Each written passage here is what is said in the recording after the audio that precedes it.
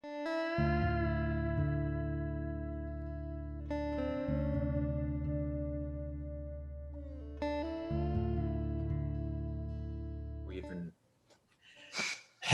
internet friends. I think maybe we've started this time. I'm not a character. Oh, I got to turn off the sound on my stupid... how do you mute this? Wait, I'm ready to proceed. There we go. All right, I am muted. I'm ready to proceed.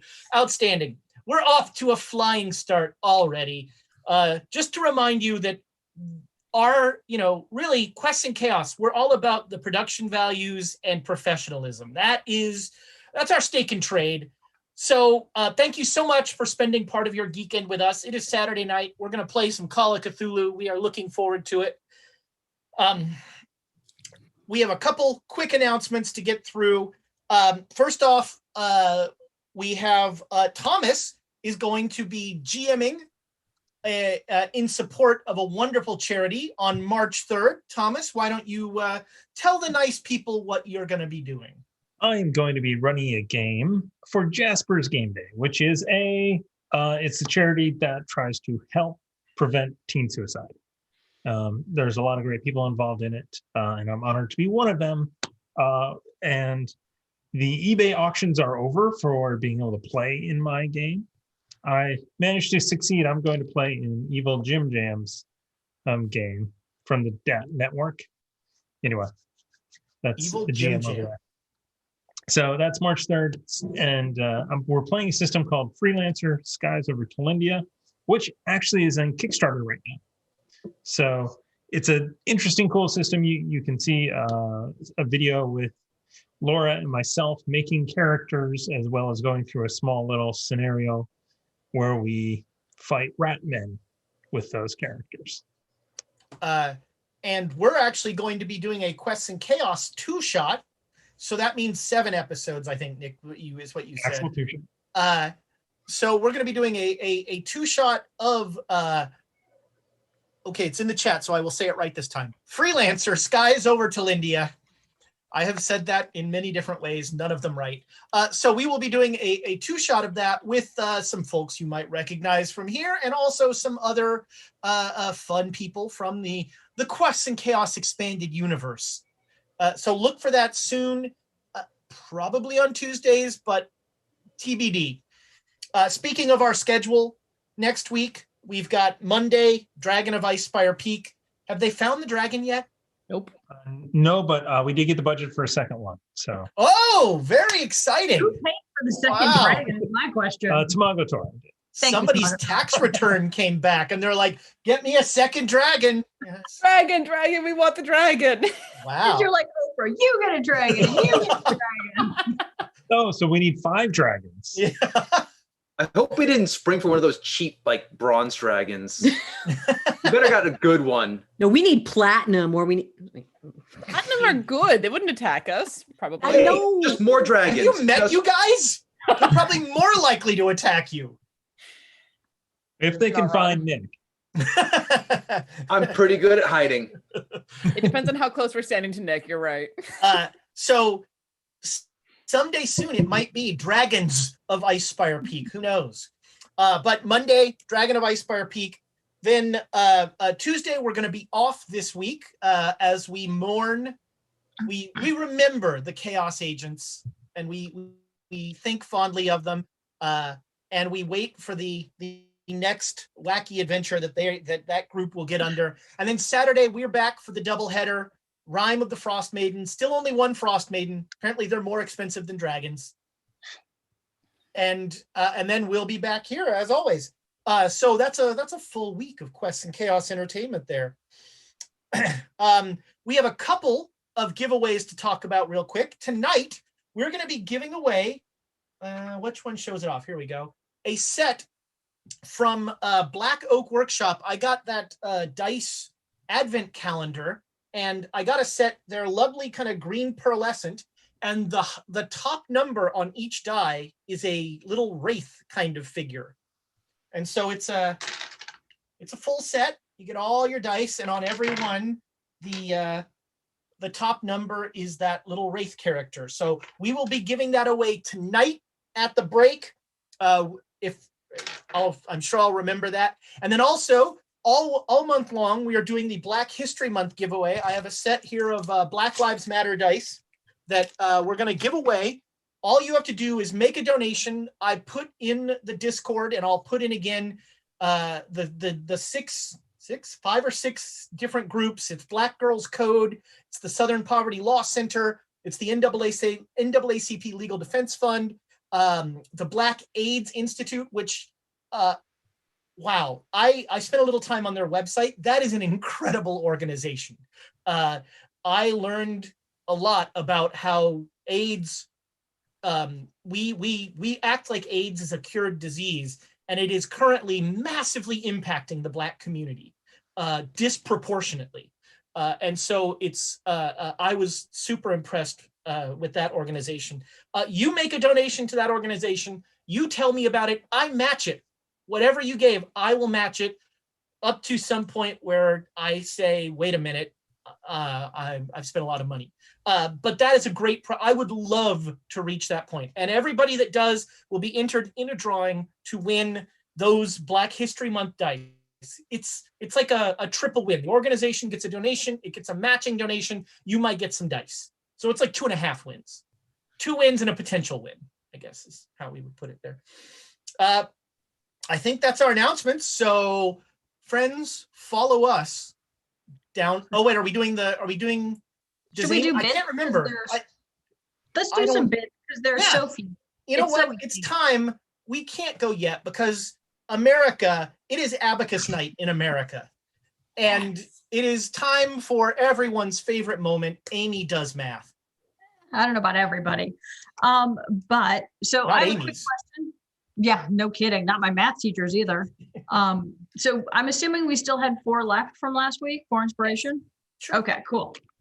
And Tamagotora gave this one optionally, but I think I'm going to give it to Ezra because Tamagotora said 500 bits to Ezra or whoever, unless the players burn something down.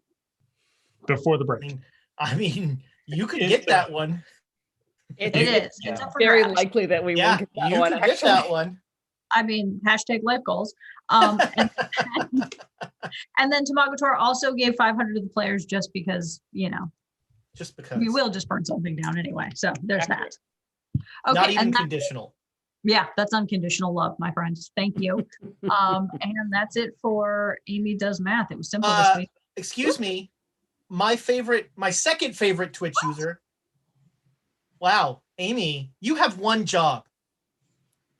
What? That's not true. You have like 7 jobs, but the only job I really care about is to say that Jay Matthews gave me bits. Oh yeah, that's right. In fact, Jay Matthews, I think, was first. He is, I see that now. I see the light First now. Jay Matthews. All those cats. Jay Matthews. I am not a cat. I'm here live. And I am prepared to begin. Or what was it? Prepared to continue. That's it. Continue. I'm prepared to continue. Prepared to proceed. Yeah, that's it. So thank you so much, Tamagotora, Jay Matthews. Awesome. I also want to, once again, when we're talking about my favorite Twitch users, we got to talk about the Baroness, who has started now in our Discord. She now has a little section where she is chatting up. It's your chance to interact with the Baroness. And trust me, not many people get that chance. So you should take advantage of it. It's very exciting. Sorry, on that note, I did create that channel. I think Baroness was having trouble getting onto that Discord channel. So, but she's put it into the newsletter, and then you can chat about it. So the only person that's not in the Baroness's channel is, in fact, the Baroness. She's having difficulty getting into into Discord, just full stop. So what we've done is we've created a place where you can go and you can talk about the Baroness with utter impunity. That's essentially what we've created here. Oh, that's dangerous. Keep it classy. I have nothing, and I will not stand for anyone who says a word against the Baroness. She is literally the salt of the earth. Not salted earth. That's not. Is she salty? What? Yeah. Well, She can be. All right, friends. Thomas, give the right thing up. Yeah, it's right there. Ready Jesus, man. We had to do Amy Does Math beforehand because Thomas, again, was on the wrong video. Friends, finally, follow us down darker trails.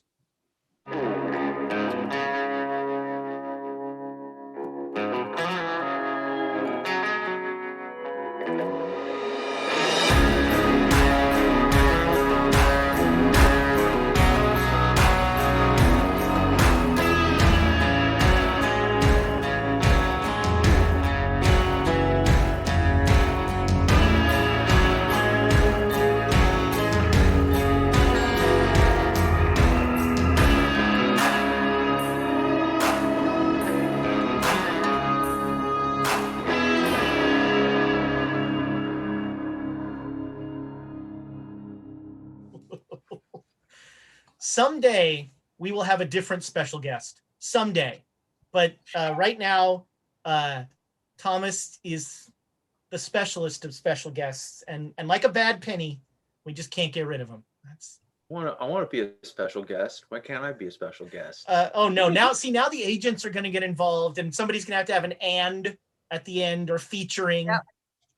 Somebody's going to get above the line credits. And... featuring. I like featuring. Yeah. Someone asked in the chat if I was not rolling Birds of Paradise tonight. Friends, bite your tongue. The official dice of the Great Dane Society, Birds of Paradise. Ask for accept no substitute. Someday Nick will have them, and they will. Because that would go well. I do not know. That's not how I do this. That's not how he rolls. That's what you did there. Yep. Leave it there. So Birds of Paradise, and if you go to their website, which I'm assuming is birdsofparadise.com, do not go to birdsofparadise.org. Pretty sure it's a porn site. But birdsofparadise.com and use our code, probably chaotic. Yeah. Then you get 15% off of your order, which, nothing wrong with that. And so Birds of Paradise, we love them. We love them. And I think you can still get in the pledge manager on that with the. Yes, she's been sharing the pledge manager on various dice groups and the Birds of Paradise Facebook group. So if y'all want to check that out, her Facebook group is a good place to go. Yeah, get yourself some Birds of Paradise. All right, last week, pretty much nothing happened, and it was an uneventful time. You indicated. you took a. Not the only crazy one. Thomas was touched by an angel, and Della Reese really needed the word. That reference dates me something fierce. Could have gone with Gerald McRaney. I went with Della Reese. It was a controversial choice. So there was the confrontation at Stratton's bar continued, was finally somewhat abated, although pretty much it was abated by you kind of just walking away, and then torturing a poor priest who testing a hypothesis. Sure. For a priest. Sure. Yes. Of course, Dr. Mingala. Yeah. And you then took the priest to the jail where your deputy Sneaky Pete was. Sven, it looks like, is trying to take over or at least keep Stratton's organization running. You did not mention to Sven that he was a new deputy. He had some other things going on, as you said. And then you headed up into the mountains to look for Melissa's sister Abigail and her cabin. And on your way up, you found the cabin pretty easily, and everything seemed fine until overnight your horses got crushed, which led Elias Jackson to just go to bed. No need to mention this. And then in the morning, when you started to investigate what happened to your horses, Susanna was forcibly ejected from the roof of the house. And I had just gotten all those hit points back too. Yeah, you had a wonderful night's rest at that house. You've never slept so peacefully and deeply. And then the episode ended with I believe the quote was, "Let's leave this murder cabin." It was a murder cabin. So yeah, we start with you all straggling in after a long hike down the mountain, down the mountain and the hill, back into Stillwater. You still have the very good directions, so that's no problem. Do we get to check anything off of that, like natural world, or as I want to ask Jared about all the rocks and things as we are walking past? Sure. That Make will me be a skill check in geology, sir. make me a natural world roll. Anyone who wishes may make this roll. All right. Okay. All right. I failed. Yeah, I probably won't make this, but sure, it's worth a shot. Yeah, no. Yeah. All right, Jared. I like how Amy's pretending like she's looking at a character sheet. I know. Hang on. What is that? Oh no. Okay. 71. I was about to say if I made it, I would have been so angry. I'd have been like, I'm forcibly learning this information. It is being just beamed directly into my head. Telling me things I have no use for. So, Jared, at some point, you got a regular success, right? Yes. Yeah. Okay. At some point, you notice off to the left, about, I don't know, 500 feet off the trail. You're on a very clear deer trail that leads down the hill into town. You notice a copse of trees that have all been kind of flattened. It looks like the trees were all felled. By the house? Or the murder cabin? It does not. I mean, you're pretty far away from the house. So if it was the house, but we don't know what that murder cabin's capable of. It's true. It's true. I mean, Abe was telling the story of Baba Yaga earlier. Yeah, we didn't check for legs on that. I was getting smushed just checking the chimney. I was not going to lift up its proverbial skirt. I'll point that out and then ask if we should investigate if that house could come for us in the night, basically.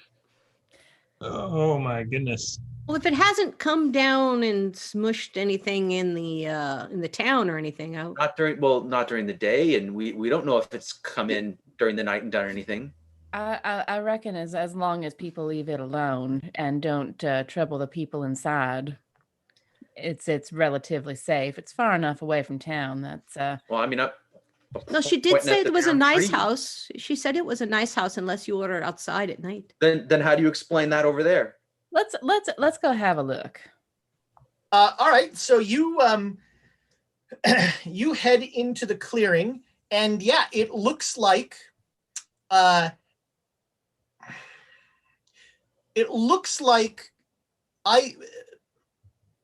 got a regular success. So it looks like all of these trees got there's basically a ring of trees that got knocked over and forcibly. This is not, it's not like the yellow bit where the tree, like something burst out of the trees. This is trees got knocked over. Let's go with spot hidden rules. Okay, that I'm better at. To find those chimney footprints, and right. then you'll Then we'll go to Yale. Absolutely. Oh, I got a hard success. Woof. Wow, Amy missed a spot hidden. Yeah, I know. If I could have rolled my skill checks, I would have made it. But hard.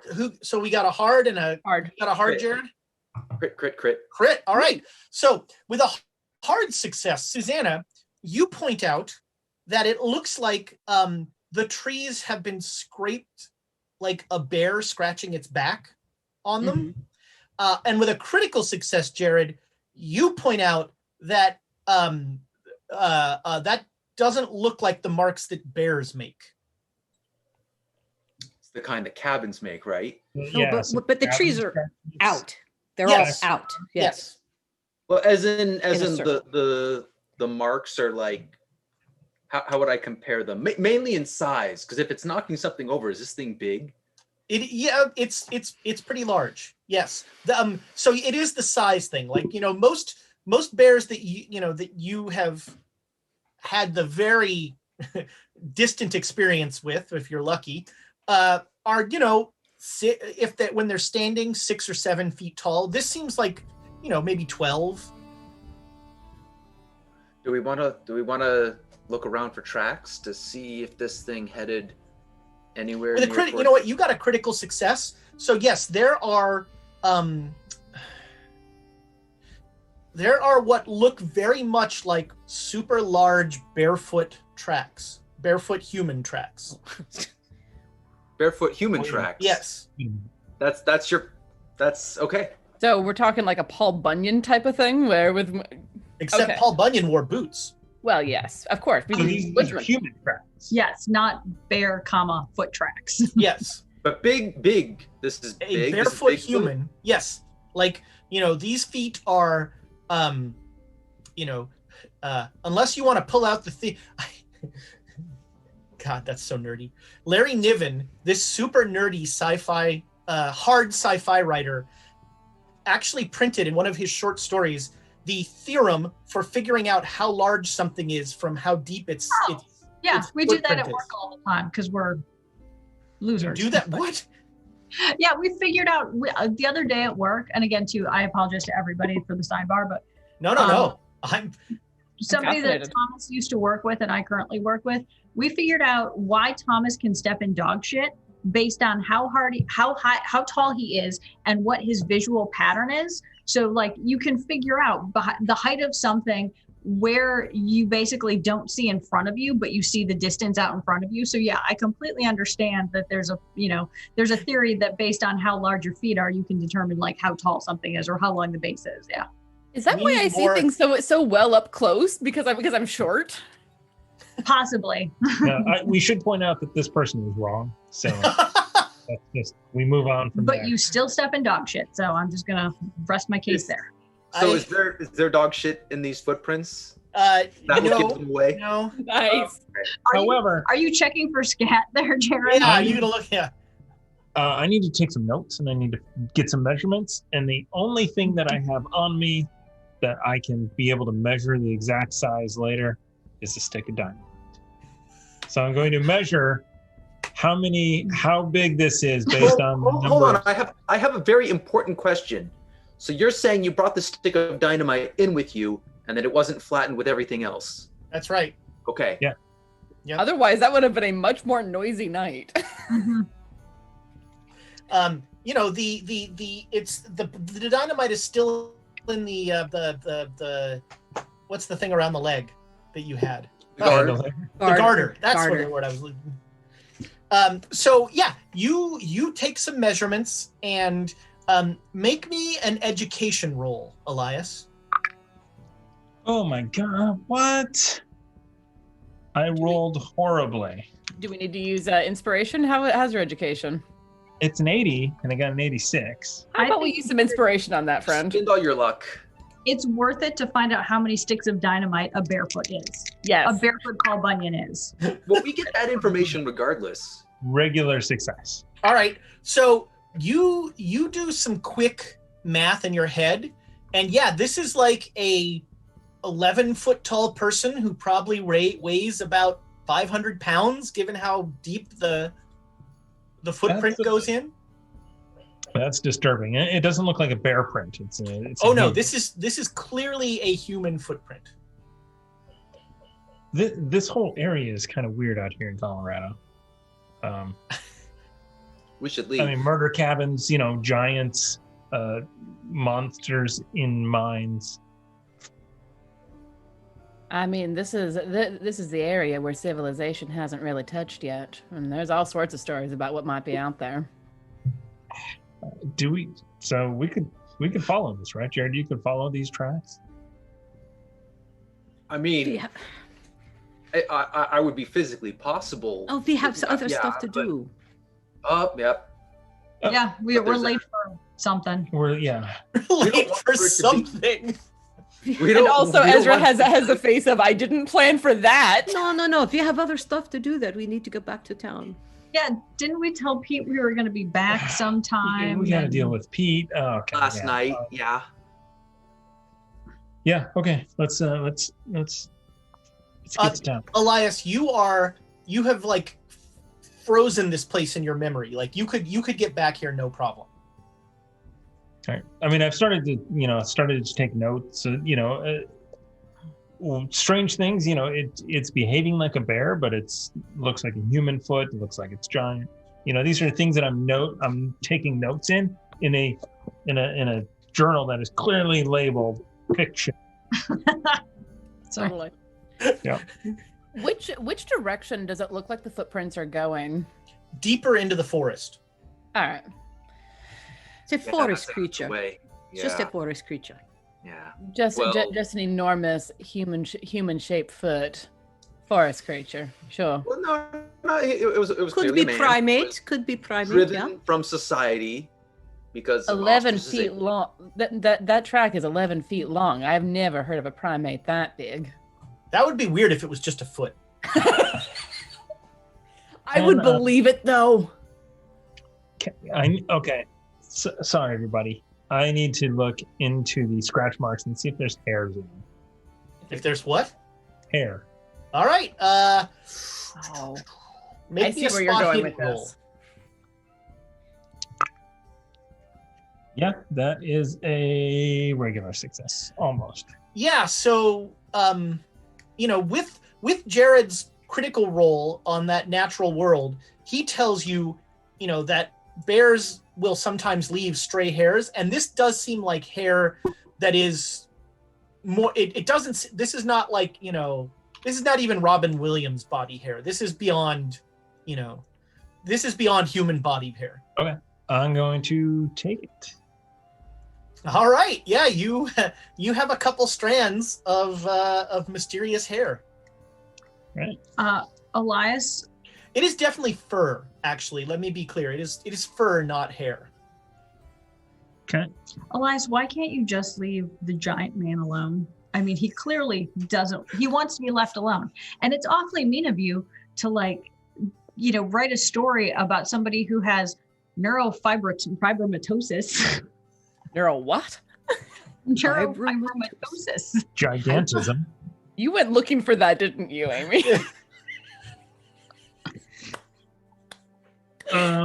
Leave the large man alone. Let's go. You know what? Yep, we start marching, right? Yeah, Yeah. let's go. And I just go, one of these stories is going to make me rich. And if you're still hanging out with me, I'll you be guys rich. friends with a rich person. You'll know a rich guy. Don't we And already? it's like another one. Yeah, I was going to say there can only be one in the crowd. I'm sorry. Well, that explains why you and Pennebecker don't get on. Exactly. Like Highlander, there can only be one. So yeah, you head down. It's 4:00 by the time you get into town. So this has been a long hike, a full day, and you come into town, and I guess you sort of make a beeline for the jail. Is that? Yeah. Food? Yeah. Do we need food? Y'all go ahead and get some food if you need to. I need to I'll check bring in some on- back. I'll bring Thank some you. back. Right? I got responsibilities to check in on. All right, so you come into the jail, and quite a tableau is in front of you. Shit. Jared and Melissa are sitting on one side of you. Sorry, Pete and Melissa. Maybe, who knows? Pete and Melissa are sitting on one side of your desk, and they are playing cards.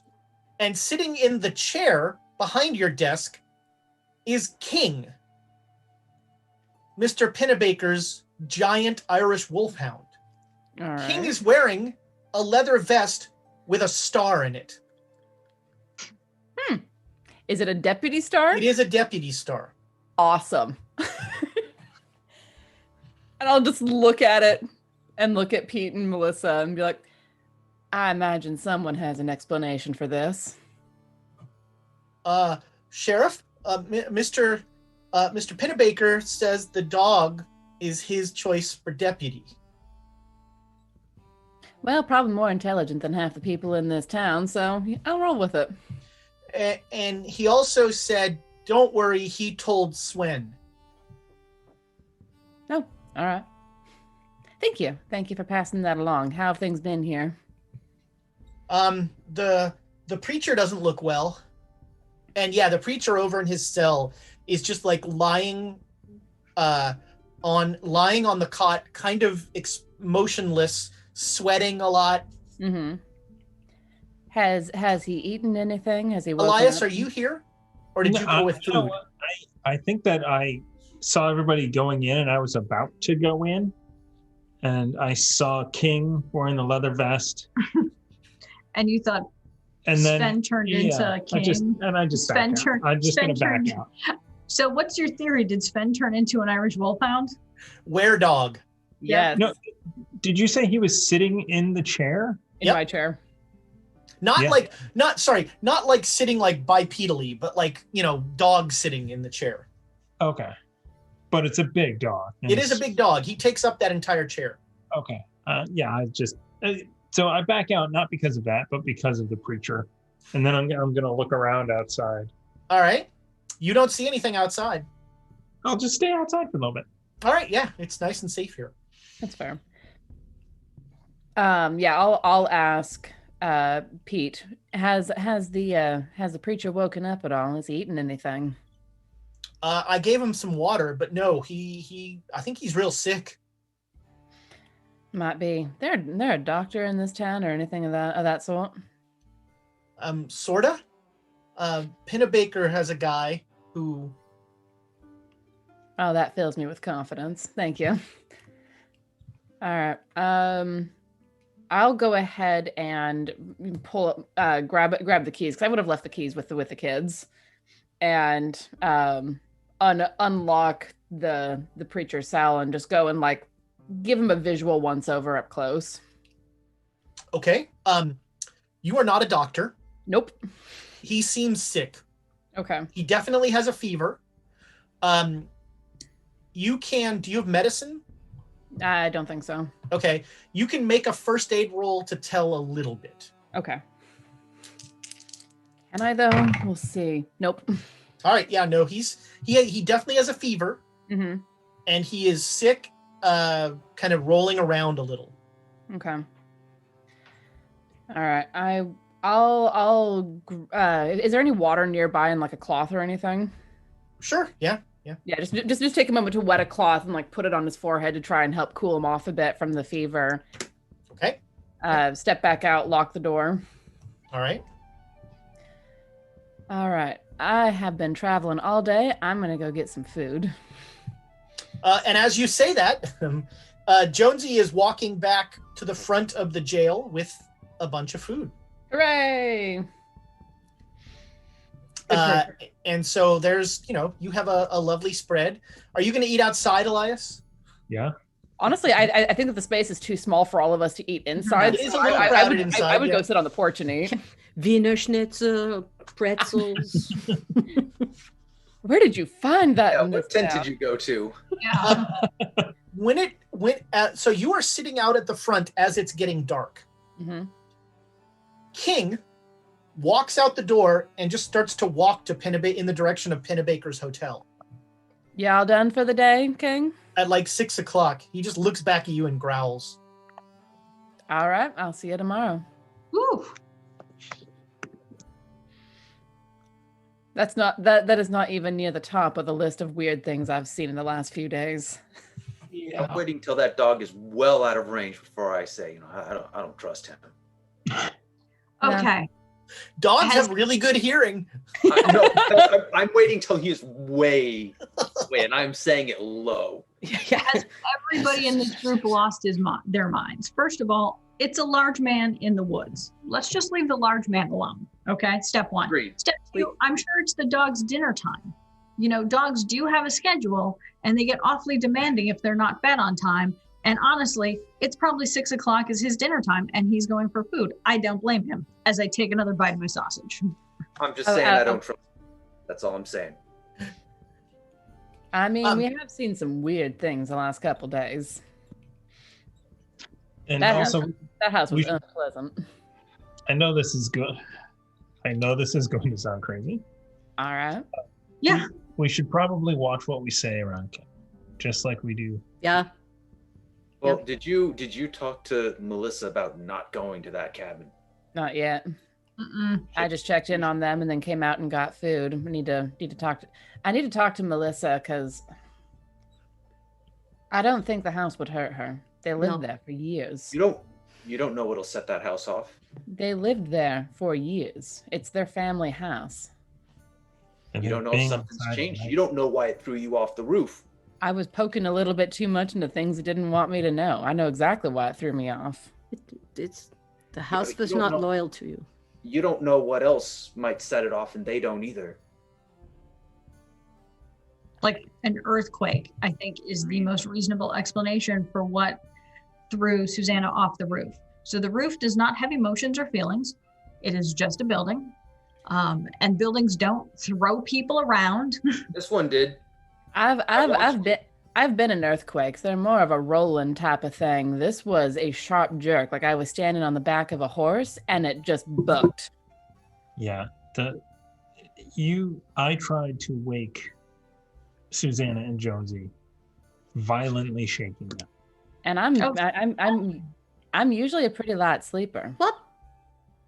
I tried to wake them gently at first, and then more aggressively, and wake up. As the entire house shook like a massive creature was walking around. Like the creature the size of a house was stepping around. But the marks on the ground were more like the chimney had fallen over sideways and stood back up. Which is what I think happened. It certainly wasn't. It wasn't a footprint, so it wasn't a giant person. So crazy. You all talked to Abigail. You looked into her eyes. She was out of her mind. That girl's crazy. She was a very sweet girl. Once I went to sleep, it was pretty nice there. And crazy. And I'm sure, you know what? I think I can come up with a reasonable explanation for this. I'm sure there is some sort of medieval pseudo trebuchet type device that detaches, like, I don't know, like a chimney that detaches from the house and goes wham, and then springs back up on some spring-loaded action type thing. I think that everything can be logically explained if we just stop thinking like a bunch of crazy people and start to, think about these things logically and realistically. And we ignore that fire was magic and never went out and never was fed throughout the entire night. Also, that entire sentence of Amy's really is eminently quotable. Spring-loaded trebuchet. I'm copying. That is. Yeah. TM, copyright. Fireplace. Poop. But no, Jared's right. We never touched that fireplace, and it never burned out. And I don't know any fire that does that. Sometimes it's best. I mean, I've gone to tend to fire and put it out just like that. It doesn't, Well, yeah, because you don't know how to handle fire. This is true. They've been living there for a long time, and it hasn't hurt them. You don't know. They might go there. It might be fine for another year. Then it might not. You don't know. No, but for now, where is the safest place? Smashed all the horses out there flat, and it threw Susanna clear off into another tree. Yep. I did see that. And they're kids. Kids do stupid stuff. Well, here's the problem though, Jared. What do we do with her then? She's what? She's about 12 years old, right? Melissa, yeah. She's going to have to make her own choice, but we should tell her to be careful. I mean, we can certainly tell her to be careful, and what we experienced out at the house. I imagine she's going to have the same reaction as Abigail. Maybe. Though why she hasn't gone out there yet, I don't know. If she thinks it's a safe place. Maybe she knows there's something wrong. Abigail said that she could find her way there, no problem. Why? Didn't she? Yeah. Do you need to talk to her again? I'll actually kind of lean and look through the door and call, hey, Abigail. Melissa. Damn it. I'd be surprised if she didn't hear all of our talking already. I made a listen roll. She didn't. Hey, before we get into this, you know what? Pete's been here for a couple of days. Maybe he should head home for the night. Yeah, it's a good point. Melissa, Pete, come out here for a minute. Yes, ma'am. Sheriff. Pete, I'm back, and I can take up watch. You should go get something to eat and get some rest. Well, I slept here last night. Good. Did you sleep well? I slept fine. Yeah, it's good. I did bring them back food too, so they have food. Well, thank you very much. Sheriff, should I just stay here? Because I don't know what's gonna happen with my room at Stratton's place. At Mr. Stratton's place. He would never say Stratton. Kind of think about that for a second. Well, what do you mean? What's going to happen to your room? Well, Mr. Stratton's dead.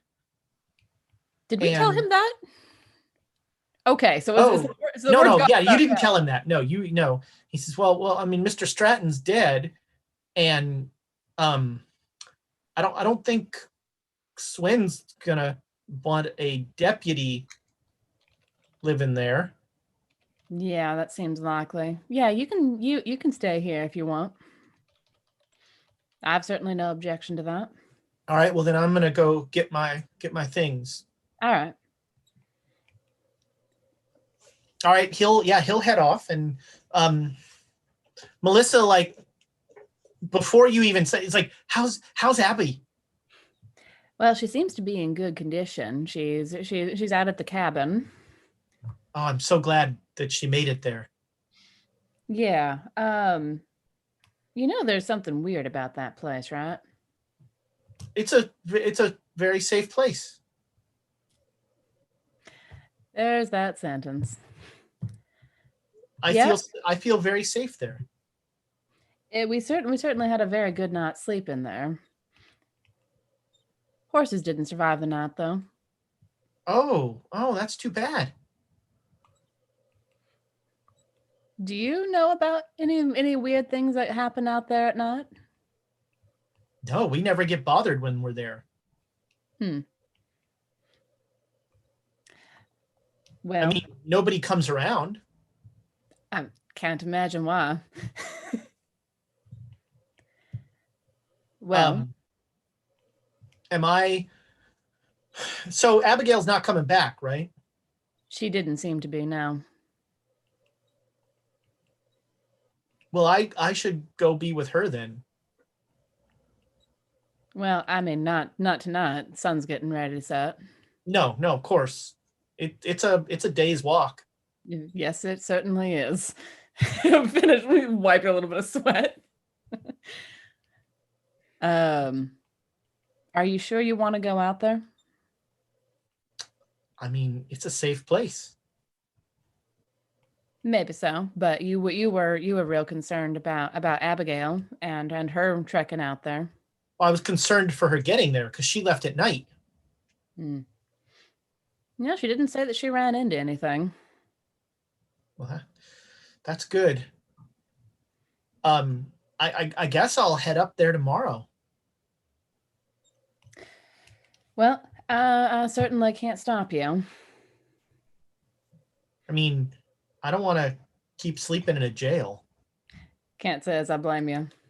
And I think that preacher is sick. Yeah, seems to be. And I need to deal with that. That's going to be interesting. Sometimes when people are sick around you, you get sick too. And I don't want... The beginning of disease therapy, or a theory. Therapy. And I don't want to get sick. No, I get that. Well, if you think that you can make your way out there safely, I certainly can't stop you.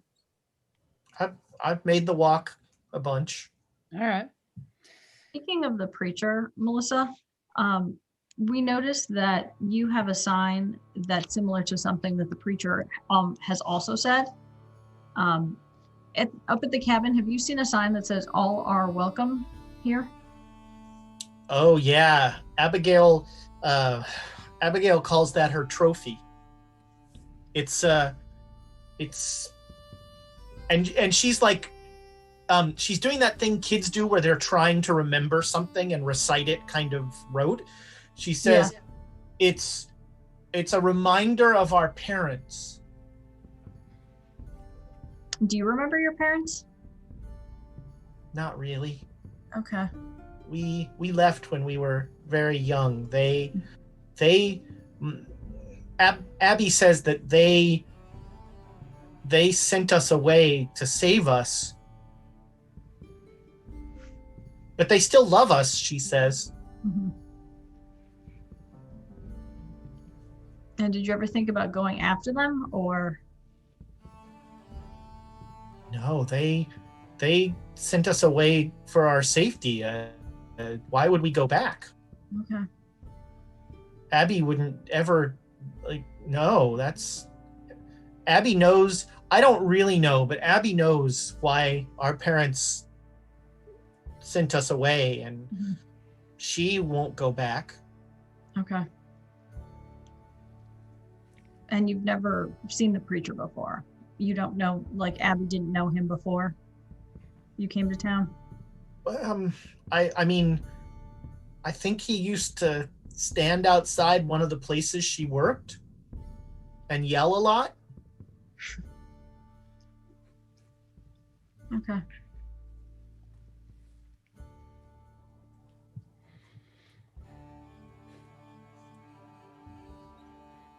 Glance around the rest of the group, see if anyone else has anything that they want to say.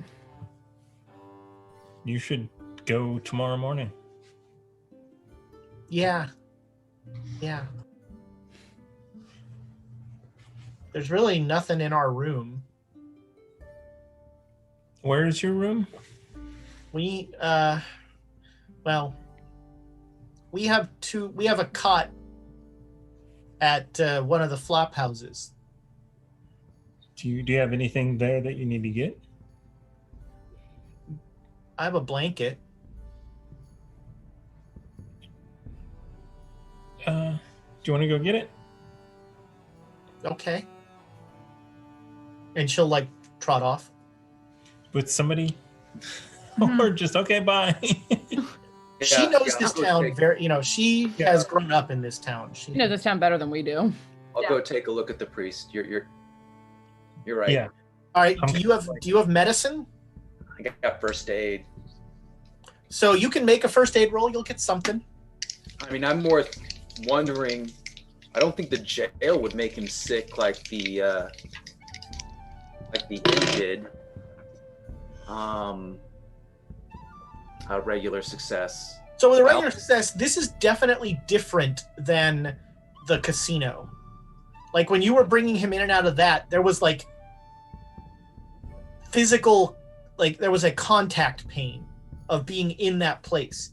This is more sort of someone who is in having fever dreams and is just in and out of consciousness. All right. So Did we get him to eat anything? No, starve of fever. So just take a rag and put it over his head. I'm almost one there. There was one there, but it's dry now, so you redo it. Yeah, I'm almost wondering what'll happen if we take him to the tent. Even if we just tell him that he's there, if it's a mental thing or what. What? Take him back to the church tent? Yeah. See what that does to him. Maybe. Do we want him? I mean, we got cuffs, right? We can tie him up. But do we want him in the tent where his power is? You're being serious. You mean the Holy Spirit? Yes. What power? He's a preacher man. I want to look in. Is the thing there? Do I see anything? Spot hidden roll. Oh boy. Regular success. All right. Yes, it seems very small, and it's kind of rotating around his head, almost like an ion stone. Nice. Nice D&D reference. Yeah. They had those in first edition. Yeah. You know, I think I would love to see what happens when he goes in the tent. Well, we're burning daylight, right? It's dark. Well, we burnt up daylight, right? Tomorrow, maybe we do that? No, we can go. Well, why not do it now? I mean, are we done eating? It's still early evening. Mm-hmm. Yeah, it's just dark. Yeah, right. But my rifle shooting is not quite as good in the dark. Is Pete back? I haven't seen Pete yet. That's all right. Pete comes walking back with a bag over his shoulder. Yeah. Okay. That's all right. My shooting's still real good in the dark. Okay. With a shotgun, you just got to be close. That's true. Yes. So you guys if he doesn't talk, we're never going to find out who his accomplice is. God, the look on Elias's face. Who is carrying the preacher? I see his accomplice right now. You'll help? Good. I'm sorry. Say again. I said Where? I see his accomplice right now. It is circling his head. I'm just gonna immediately kind of look. He still sees things. He's still seeing things. It's different than it was. I mean, it's the same thing, but it is small again. I don't like that I see it. I don't understand why none of you see it. Because we're not crazy. I don't think that. I don't think me seeing that is. What makes you not crazy? Makes you crazy? Did Elias see more things in the cave than we did?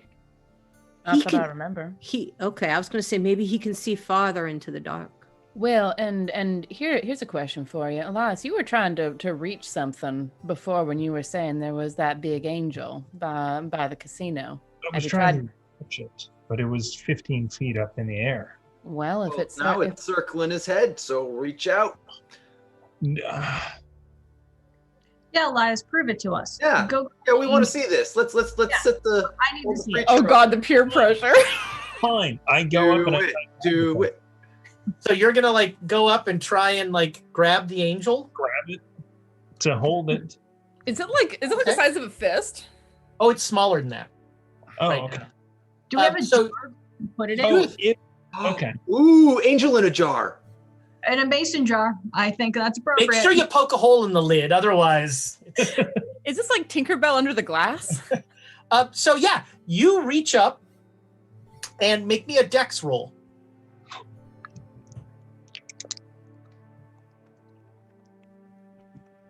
Yes, I made it regular. All right. Was so ready to inspire that. Ask you to spend all your luck. So you reach out and you just you grab it and it's gone. Like you open your hand and there's nothing there. And when you open your hand, everybody hears the preacher moan. Oh, my angel. Did you squish it? Elias, what did you do? Probably talking about his mistress. Let's all just take We've been talking about it. That's not so much a surprise. We're talking about him grabbing an angel and whatnot. Did I physically feel it?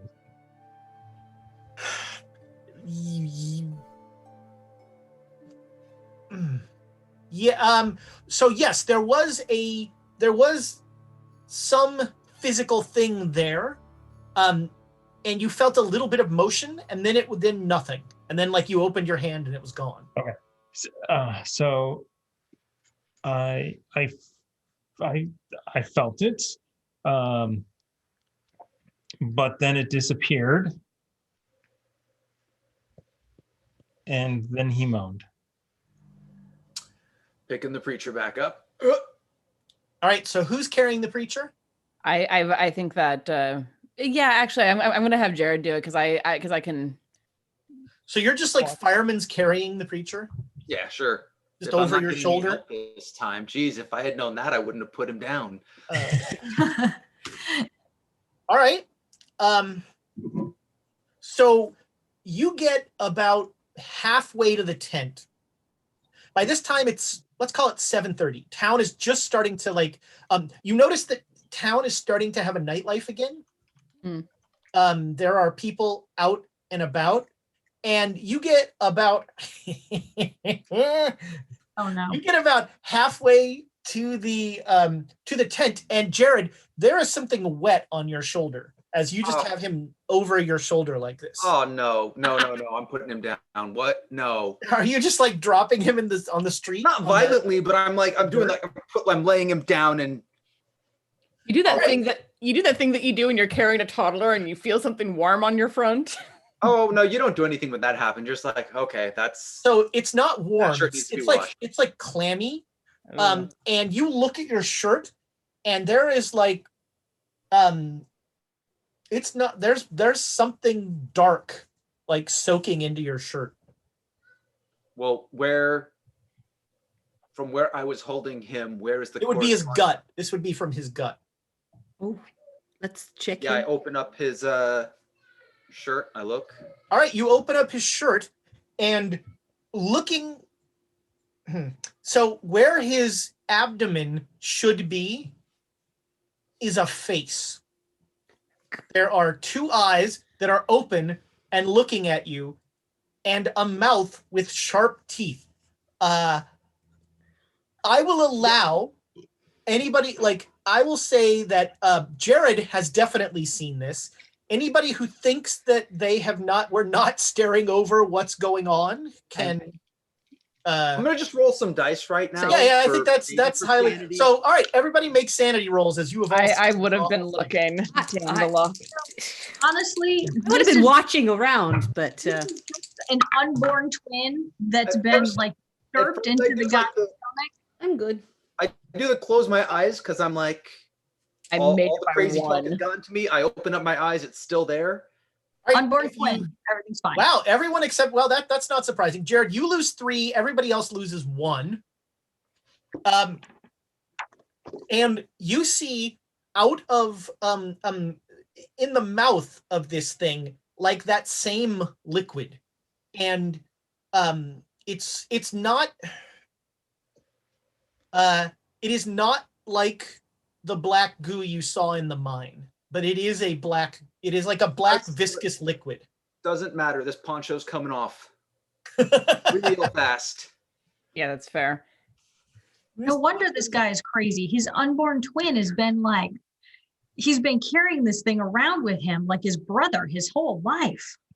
I have never seen anything like that before. This is all wonderful talk. My shotgun is trained on the face now. Does it look like an animal face? Does it look like an animal face or a person face? I mean, it looks like 2 eyes and a mouth in somebody's abdomen. Like something like an animal got inside. Have you ever seen part of all those people who wear like the hat and then their belly is the mouth and they're like pretending? That's really what it looks like. And as you are all looking at it, a horrible wet noise comes out of that mouth. Almost a noise like a cat starting to vomit. It's an animal inside him. Oh, Unborn twin. I've seen it before. I've seen it in the museum. Do I shoot it? Do I shoot it? Do I shoot it? Shoot it. No, you don't shoot it. You're I heard shoot it. I heard As shoot it. Jared starts screaming, "Do I shoot it? Shoot it. Like people start to like look at what's going on. It's an animal. Shoot it. Don't shoot it. It's a person. No. You don't even need to roll. No, but I did roll, and I got a hard success. All right, so yeah, you with a hard success, nobody else needs to worry about being around there as you come running in and just point your shotgun down and kablam. I didn't have to run in. I put him down. I was right there. And you have now severed the priest in half. Like he just you just blow him in half, and there are now 2 parts of the preacher, and no blood, only that weird black viscous liquid comes out of the preacher. And everybody make me a spot hidden roll. It's dark, so a penalty die. Have disadvantage on this. But I do not because I have that's right. If you have night vision, a couple of you are cool and have that. I want to welcome in the welcome in because they rated us. Thanks, guys. This is becoming a weekly thing. Let's keep doing this. We are playing Call of Cthulhu, and they just blew a preacher in half. And I just blew. Yes, all right, yes. And some squicky things are about to happen. All right, who made the spot hidden? Oh, sorry. Before we get into that, I would like to just enter something into the record. The Dead Boy 42, who said, the quickest way to a man's heart is through the mouth and the stomach. No, third and fourth ribs. Oh, nice. I got a not 2 on that spot hidden. Well, all right. You will I got a definitely hard see it. Did success, anybody so else not- get? Anybody else make it? Isn't 95? Nope. That's not 96 or 100. Close. Oh man, if you'd fumbled, that would have been fantastic. All right, Susanna, you are sure that you saw something skitter away out of the preacher. Looked like a scorpion, maybe. Knew it. All right, I'm gonna immediately be like, there was something in that in him, and give chase. Did I I see knew it. where it went to? Did you make the roll?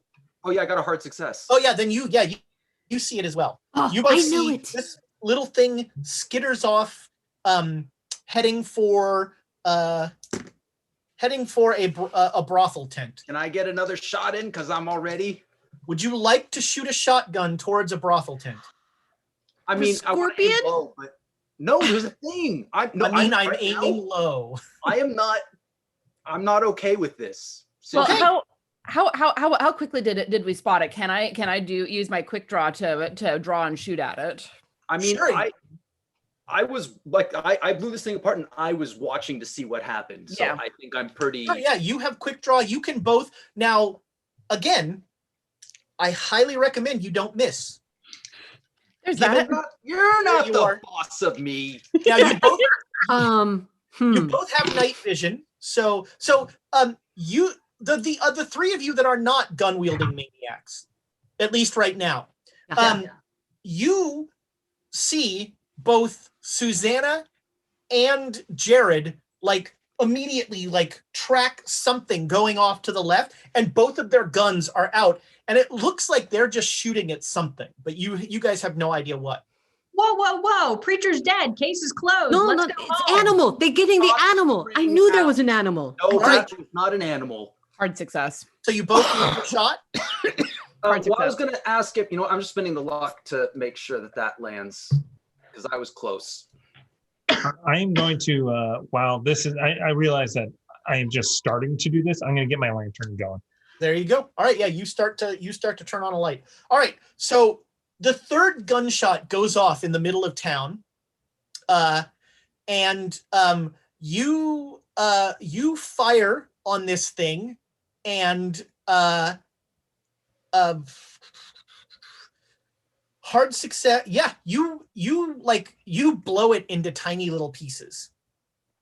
You both, I mean, Susanna makes a great shot and Jared fired a shotgun. So this thing is now a puddle. Do we want to, you know what, Elias, here's your story. Yeah, story about crazy person blows preacher in half. Then aimless. No, this thing came out of him. He was an animal. Thing. Susanna, you saw it. I'm going to ignore their arguing and go and and go kneel next to the puddle that the thing turned into, trying to get a sense for what it was. All right, you have no idea. This thing is just like there are bits of bits. Sure. Yeah, no, Jared's right. There was something that came springing out of him when he got blown in half. But that whatever it was came springing out of him, and this is the result. I wouldn't be surprised. The man is extremely filthy. I mean, he's probably got like Does he have a raccoon living inside his belly? Oh, he was hanging See, out. I told you it was an animal. I knew it. It was too small, and it looked more like a scorpion than a raccoon. Elias, by this point, you have gotten your lantern going, and you hold it up, and that's when the horror gets layered on as you see the preacher's mouth moving. Don't focus on that. No. So time is of the essence.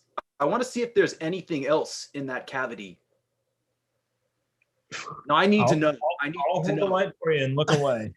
So you are reaching into the abdomen of a I am using a shotgun to lift up the part of the abdomen to see inside the abdomen. I'm not using my hands in there. So that lantern's gonna have to be pretty low. Lower it. I set it on the ground and step back. I'll just like shake my head, come over, pick it up, and hold it at an angle where we can see what's going on. I don't need the lantern. Okay, but anyway, Actually, if you could turn that off, it's messing with my. No, okay. No, I understand. I can see better. I can see pretty well in the dark too, but it might help us see color. All right. Is he still speaking? Because I'm actually going to like lean over to him and be like, "Tell me everything." Outstanding. All right. Right? What are you thinking? Okay. It's so foolish you killed Nick Coffin. So you two looking into the innards of a half blown apart person,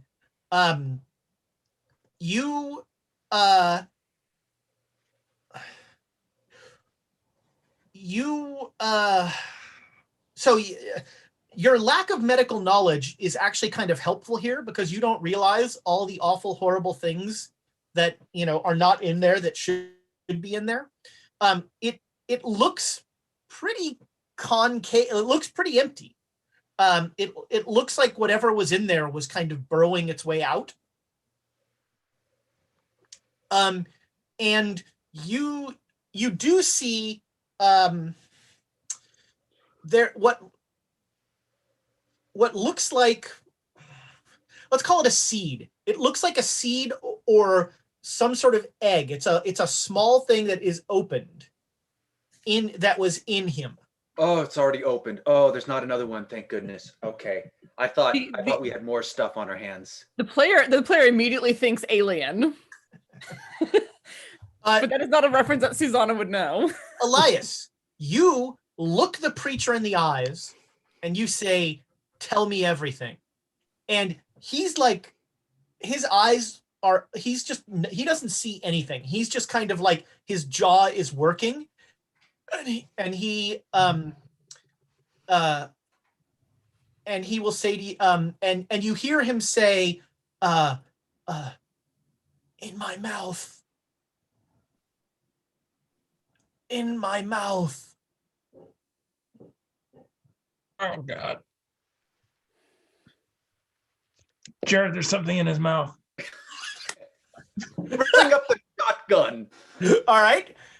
You don't put a shotgun into his mouth. You don't see anything in his mouth. No, that was his mouth. We shot his mouth. You didn't see? I mean, are there any teeth left on his abdomen? There's a few. No, there was a mouth in his gut. That's what I shot. Mouth. Look, the teeth. Come here, look, and I'm dragging Elias over to look at the closely. I'm looking, but lower torso. I'm doing the lower torso. He doesn't have to see the gaping cavity. He is showing you. Yeah. Look at it. This is real. This isn't an angel. There was some kind of egg inside of him. My mouth. Which mouth? Which mouth? He just keeps saying, like, that's all, and it's getting fainter and fainter. Does someone want to dig in his mouth? It's not me. Nope. Elias told this story wide open. My hands are full. This lantern is heavy. I thought I take it from you. For a second, Thomas, I thought you were doing the unplug replug gesture, and I was like, do I need to? And I'll hold the lantern close to his face for you. Thanks. Then I'm gonna dig in his mouth. All right. I'm just watching everybody else. I'm watching everybody else. All right. There are a crowd of people around you. And Jonesy, you will see Pete is like running up the street, like buckling his gun belt as he goes. He's like, you reach into his mouth and you pull out a rosary. So that's where that was. I grab a handkerchief or something and wrap it up. All right. And as you wrap it up, you swear that in that rosary is you see the angel again. Okay. I'm gonna tie it up, and somebody else needs to hold on to this. Nope. Player character says no thanks. Been there. Sure, I'll take it. Okay. All right, so you have the rosary. Wrap it up really tight. What? Pete, Yeah. Pete, Evidence, yeah. Pete is clearly not aware that is you guys, and he comes up and he says, all right, back away from the body. Everybody, put your guns down. Good work, Pete. Thank you. Sheriff, Yeah. We got to get. you're out here shooting people? There's been a bit of a situation that included an animal, so give it a moment. You killed the preacher? there was an animal involved. Just give me a moment, all right?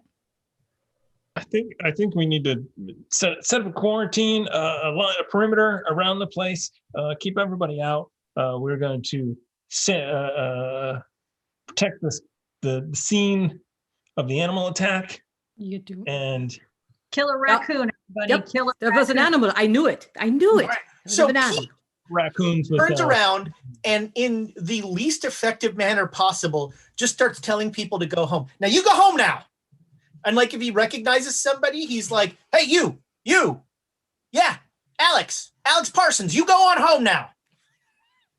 And he just start like completely ineffectually. I tried to help him and just say, yes, it's go home. We will take care of it. It's the law here. That man killed the preacher. Who said that? I'll drag him over to look at what he was. Who said that?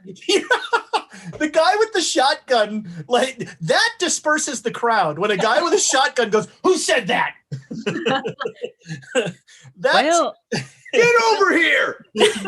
that's a little more crude than any method I'd have used, but effective. That definitely starts to make people not want to be there. Like at this point, I'm just addressing the crowd. Like, I'll show you. Come here. Get over here. And I feel like I could be a deputy now. I'm going, yes, go back, go home.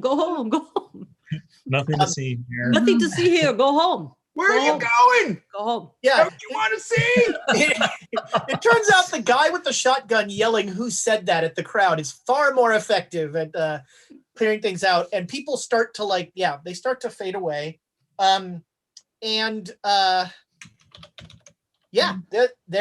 You're here with two halves of a dead man in the middle of a dirt road. Jared, are you proud of yourself? No, look at this thing. And I'm going over like the thing that was scattered into pieces, and I'm trying to find the biggest part of it that I can. And so to me, Make me a logically, luck what roll. would it look like? Because I mean, essentially, Jared, you killed the man because he was hiding a raccoon under his belt. Did you see the teeth in his stomach? No, It was spewing stuff onto me. Oh, 3. Wow. All right, yeah, you find And I hold something. I walk up to you, Abe, with something. you find like it's very small, but it's like a little leg of this thing. Is it like a scorpion leg? Yeah, scorpion, spider, something in there. So again, Jared, really, your judgment is scaring me. And maybe The mouth on his stomach was making sounds, and his things. unborn twin. It's a medical condition. You shouldn't. You're. I can't think of the word. No, It was empty in there. He didn't have his organs. Now, again, you you blew them would need a everywhere. medicine roll to really know. I know that there's stuff in there. Right. We've seen enough people shot, especially like gut wounds, to be like, there's supposed to be pink things in there. Well, there's supposed to be red stuff coming out. Yeah. That too. No pink foam though. No pink foam though, right? Well, and speaking of the mind, does it remind us of the black goop stuff that was? No, this is a more viscous liquid. Mm-hmm. This is like, whereas, the goop was like a slime kind of thing. This is like this is like oil almost. Okay. Abe, when people are shot, they tend to bleed. They bleed red, unless they're But in general, when you shoot someone, they bleed red blood. You show me where the red blood is for this man. That I don't know, but I mean, That is there's not normal. barely any man left. I mean, he's clearly been shot in half, and just because he's a filthy bum and he has scorpions crawling out of him, like, just, He was not alive when he wasn't alive anymore. Look, Jonesy said to shoot him. I said, shoot that. So did we all see the face? Yeah, He did. of his unborn twin. No. Of the animal that was inside of him, had already eaten him. It was a human face. That was not an animal's face. It was an animal. That was not a human face or an animal face. So That was. Did it look like human eyes at the very least? yeah. The eyes were not like, they weren't feline or anything like that. They seemed human-esque. There was But they were eyeballs. There were eyeballs there? Yeah, they were eyeballs. Well, Animals have eyes. Are they still? Are any of them still there? No, in fact, now it's almost like with the massive blowing apart. It's almost more like there's the suggestion of a face in what's left of this guy's abdomen. That's how you clean up evidence. Actually, the question is barrier burn at this point. I mean, yeah, we gotta. We have to get the mortician here to take him and bury him. I mean, if he had some kind of parasite eating out the inside of him, maybe we should actually burn him. Yeah, that's like It's communicable. And Jared, you should wash your hands. And you should wash your hands. Yeah. That is a good point. The girl did point that out, that sometimes when you're near a parasite type of thing, it can spread. I had my hand in its mouth. Well, you're going to probably get it too. So go wash your hands. I'm gonna go to Pennybaker's and wash my hands. Well, I mean, Abe, the real question is there a crematorium in this place, or are we gonna Make a It'll bonfire. stick dynamite. It is a Western trope. If you mention the Undertaker shows up. Oh no. So the ultimate ambulance chaser, he like comes up and he says, "Oh my, well, we're gonna save some money on the box. It'll be a small." Oh, cremation. This one's please. not getting buried. Oh, cremation. Well, Yes, please. that's actually more expensive. Or But we it's can leave it downstairs. here, but there's black stuff coming out of him, and we don't know if this is gonna be contagious. So Yeah, there's wear a your possibility. gloves. Have you seen anyone else not have any blood in them? Well, by the time they come to me, usually they don't have any blood in them. Yeah. Fair response. But you see this black liquid, we don't want to touch it, so that's why we Here, think. look, like right over here. Oh, I bet he has some medicine. Oh no. So the Undertaker, did I get a name for him? No, we're gonna call him Gomez. Jim Gomez. Kit Gomez. If you say Gomez Adams, I'm gonna come over there and punch you. All right, so Jim Gomez, the Undertaker. You don't know Adam what Gomez. Adam Gomez, come on. Jim, he'll go. Well, I can take care of burning this body. That would be very much appreciated if you have the facilities for doing so. Of course. And if you don't mind, I just need to go get some equipment. Yeah, we'll stay here and watch over things while you go. All right. Still going to charge for a small box. All right. Charge it to the church. And that like rings a bell in Elias's head. Elias, do you have anything to put this in? Is that the seed? No, this is a leg. Put the roach leg down. I just opened. I grabbed his hand and just put it in his hand and pretty story. I like how you're standing there now. There's a leg in it. Alas, what were you gonna say? You look like you had an idea. I was going to say the church could pay for this. Excellent. Wait. Plus, you need to see the back page of his Bible. All right. Well, we stick here until he comes to take the body away, because I don't want nobody here interfering with it. And then we chase down what exactly you're rambling about. I'll go get it. Someone hold this, Jared. Here. Nope. Nope. I've already got the creepy rosary. I ain't touching anything else. So the leg just drops on the ground. Somebody It's the only needs thing for your story. If you want to have evidence, somebody needs to get the seed shell out as well. And I'm walking. Go steal money from the church. There you go. Well, I'd think that the sheriff would have to do that. Well, I was gonna say I'll go and like, how big is this thing? Because I'm thinking like an exomorph from Alien. No, this is quite small. Okay. So it's like, when I say it's more of a seed than it is an egg. Like a walnut. And it's about, walnut is good, and it has opened like a seed. It is not like cracked like an egg. So like it has kind of, like split open but retained its structure basically. I can grab some of my poncho to help lift it open so my hands don't actually touch it. Sure. And if I can find like a twig or something, I want to reach in and like scoop it, like flip it out onto the ground. I mean, the end of my shotgun is already icky, so sure, let's use that to flip it onto the ground. All right, so you're gonna like try and drag this thing out because there's no flipping from his abdomen. You're reaching into his abdomen. Think of the abdomen as a sack. And your shotgun is now going into the sack. You're not gonna flip it out that way. I thought it was blown outward, so it was basically open. No, you're reaching, the seed is inside.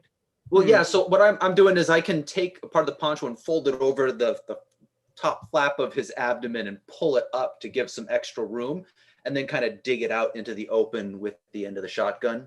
And that couldn't possibly go wrong, I don't think. Hook your hands under his shoulders and shake. Pick it up and shake it like this. Yeah, I feel like that would creep out everyone who's still nearby. I'm going to make a sanity roll for Pete at this point. Yeah. He's surprisingly okay with it, but Pete's MVP in this campaign. Why? What? You should leave that body rest. What are you doing, Sheriff? They are looking for evidence, so just be careful. Just you want to look. You shot him. You don't need evidence. Evidence. You keep saying that word doesn't make it matter. You shot the damn guy. You don't need to know who shot him. What are you doing messing with the preacher? There was something growing inside of him, and it was. Hell there was. I'll just look at him and point at the little leg on the ground. That's very dark, and he's like, just leave that man be. He's dead. You shot him. He was under our care. I grab Pete by the shoulders and be like, look, man, he had a serious disease. Okay. It's possibly communicable. I'm sorry, Pete. It's possibly spreadable. So why'd you take him out of the jail? To try, we were taking him back to his tent to see if we could find something to make him feel better. He was born at night, but not last night. He was born last night. Okay. Well, cool. I mean, that sort of makes sense, the healing power of the Lord. You're not here. Go away. Pete, at this point, whistling a merry tune, the Undertaker is coming back with like a hand cart that he's like pulling behind him, and he's just like. All right, we're gonna work on like scooping the seed out at this point. Yeah, you have taken the seed out, and because this poncho is pretty much destined for fire now, like I'll cut some strips off of it and we can wrap the leg and the seed shell in it. Sure. Yeah. You have wrapped them in burlap. And when wrapping up the seed, because I don't want to touch it with my hands, but what does it feel like? Is it like firm? Is it spongy? I don't want to touch it with my hands. What does it feel like? We're touching it with the strip. Like put my hand put a strip across my hand, wrap it across, and then like what I will give you is when you do that, it is pliant. There's like a springiness to it. Okay, so it doesn't feel like an eggshell. No. Okay. No, it feels more like like a pistachio shell that you left in someone's abdomen. That's actually that's great. Which one? But it's not the pistachio shell, but not quite as like it's not going to crack like a pistachio shell. No, but if a pistachio is like if you keep it moist, it'll start to get pliable. There we go.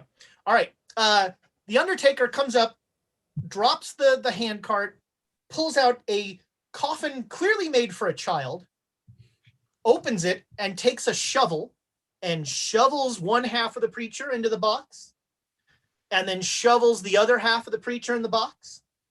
And then he says, Sheriff, what was the cause of death? Animal attack.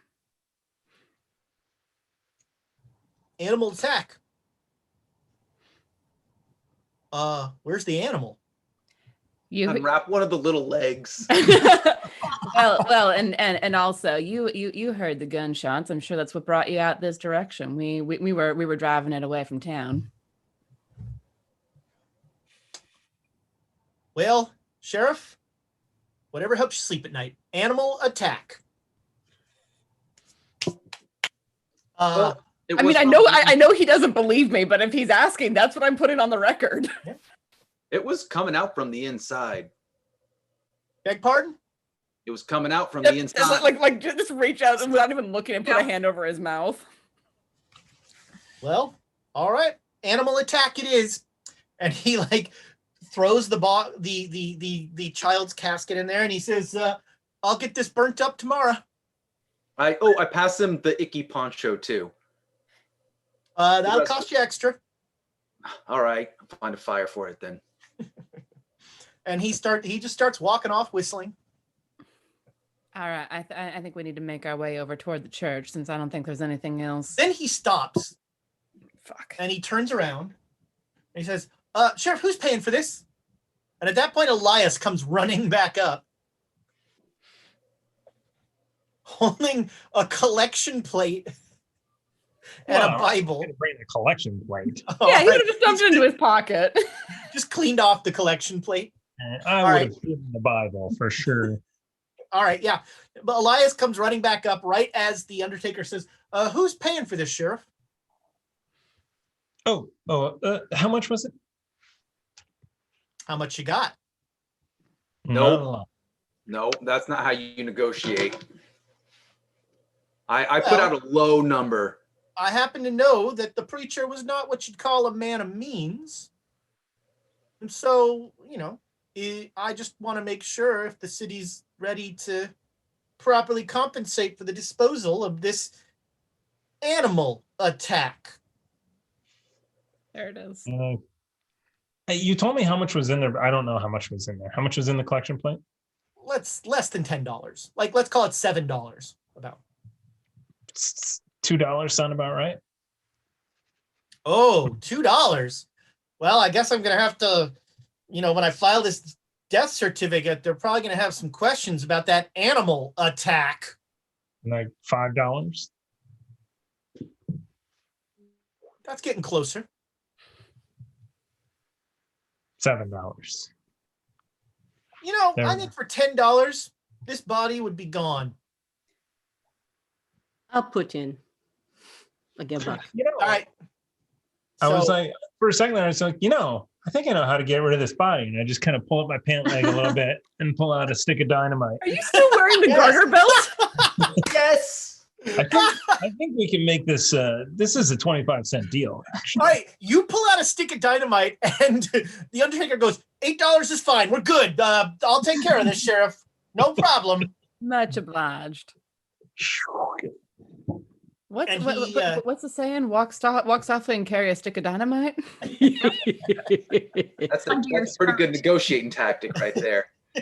And as the Undertaker wheels his little cart off, and you guys start to set things up, we are going to go to break. So we are giving away this set of Black Oak Studios dice, the little ghost dice here that the high number on each one has them. So as soon as we have Nightbot up and running, not yet. Oh, is it all right? Hashtag chaos right now to be entered to win this spooky set of dice. And we will be back as soon as 6 people can use 5 bathrooms. I got it!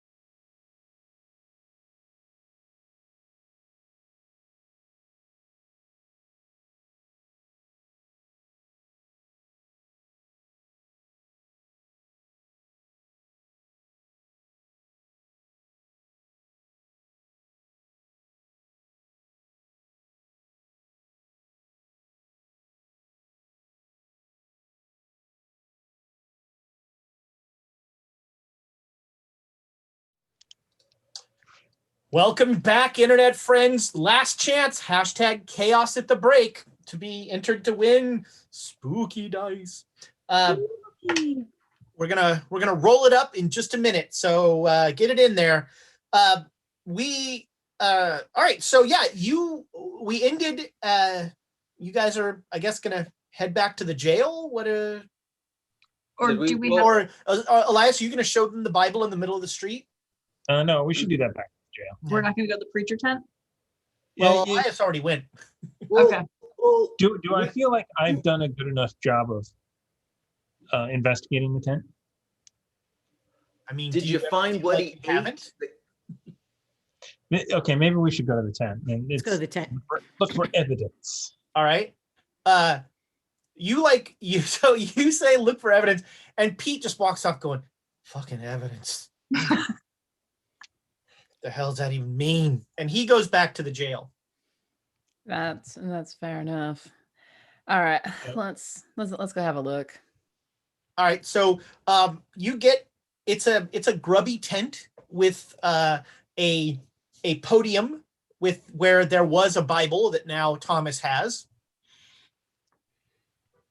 Are there any other lanterns in the tent? Eldebrat, man, Eldebrat wins the dice. So Eldebrat, if you will give your address to Quests and Chaos, I will put these in the mail. Sweet. I think I have your address actually I think I mailed you something else, but I don't remember. So send it again. It's always safer. These dice will be on the way to you just as soon as I feel comfortable going to the post office. So sometime in the summer. Oh, I just noticed on the D4, one of the sides has a weird little ectoplasm bloop on it.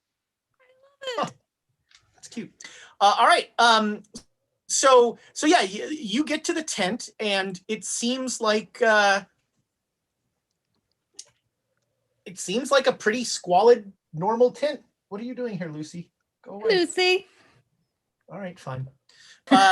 We need the cat cameo. Yeah, I'm a little. Do we have that clipped? We need to put that up. We do. It's someplace. Come here. They want a cameo. There we go. There's Lucy. It's a little guy. There you Camera, go. Yes. Meow. Sure, now you're shy. Now you're shy. All right. So, wow. Ooh, You are. Ooh. I just got the super blurry. Barbara Walters filter there. Let's give it a second. I'll just look deeply into the camera for a second. All right, is that better? No. Nope. Fudge. I can't hear. I have to move my I have my thing set up so I can't see my own camera. Barnacles. Look, here I am. You need to get your own camera adjuster. I don't even know. The enormous freaking knife that you See, now we can see the dice really well. Focus. Well, this camera is just terrible. Is really what it comes down to. Nobody wants to see me up that close. No, that's what you have to do for the rest of the session. Oh, perfect. Christ. I glance up and there's an eyeball. Yeah. Oh God, that is terrifying. Wow. Okay. Just be blurry. I'm gonna be a little blurry for a while. I've been blurry for days. So Thomas will show you, Elias will show you the Bible, and in the very back of it is scribbled multiple times, all are welcome here. What is the actual phrase, rats? All are welcome. Yeah. Right. All are welcome here, yeah. Dude, was there anything in the mine that had that on it? Nope. I'm sure there's something called a search rule in this list of things. You can do a spot hidden, sure. And that's it. I'm sure I carved that into the mines when I was down there. I'll join her. Free. Never I mind. see everything. I find his corn. You his browser corn? history is a little disturbing. His corn, what? I want to know what he ate. I want to know how he got that in his stomach. Well, okay, so what you will find is you find a bottle of an empty bottle of liquor that definitely has it's definitely from Stratton's Saloon. Okay, so I'm tearing this place apart. Like no F's given. I'm just like this and this and this. And then I pick out the bottle and I'm like, he drank Wait. from Stratton. I'm like, ew. And then No. He What? was in pain going in that saloon. How did he get to that bottle? That is an excellent question. I mean, the bottle was here. Right, but Yeah, but it came he from- drank it here. Somebody brought it here for him. And so the priest has been a, kind of a drunk loser for all of his existence in this town. a drunk loser, fixture of the town. He wasn't so much a priest as he was someone who would spend his nights yelling in front of the brothels. And yet people put money in the collection plate. He was also probably a beggar, basically. But so yeah, that is the what you find is there's a bottle from Stratton's saloon there for sure. Jared, does it smell like our friend the preacher? Does it smell like it? Raccoon sniffer. Wow. Yeah, I'm not sure how to take that, but she's telling you to smell it, not her. I didn't. You were closer to it than I was, so I thought yeah, okay, I'll take a sniff. All right. I remember y'all talking about drinking something at Stratton's and it having an effect. Make me a power roll, Jared. Yeah, one of your crazy spells. Regular. All right. It smells like alcohol to you. But if I was putting something in alcohol, what else does it smell like? All you're getting is alcohol. Huh.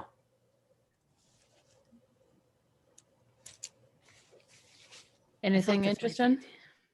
Wow. Chat is really missing the chance here. They're talking about tequila and I don't eat the worm. The worm eats you in Cthulhu. That's...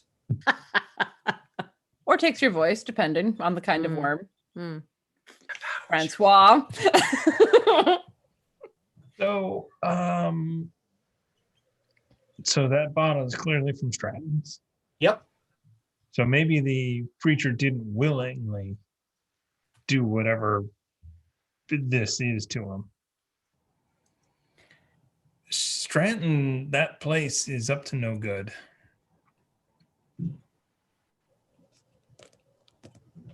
You're not wrong. Although I think that's an interesting point because you three were, well, not quite yourselves after drinking at Stratton's. Maybe he did something similar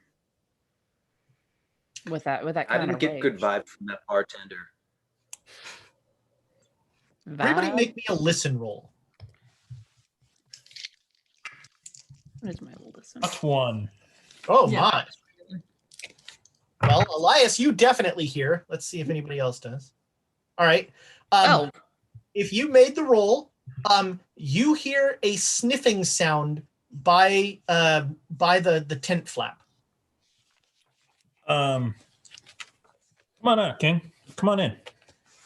All right. You say that, and King will push the flap aside and come walking in and just sort of sit there and look at you all, still wearing the ridiculous vest.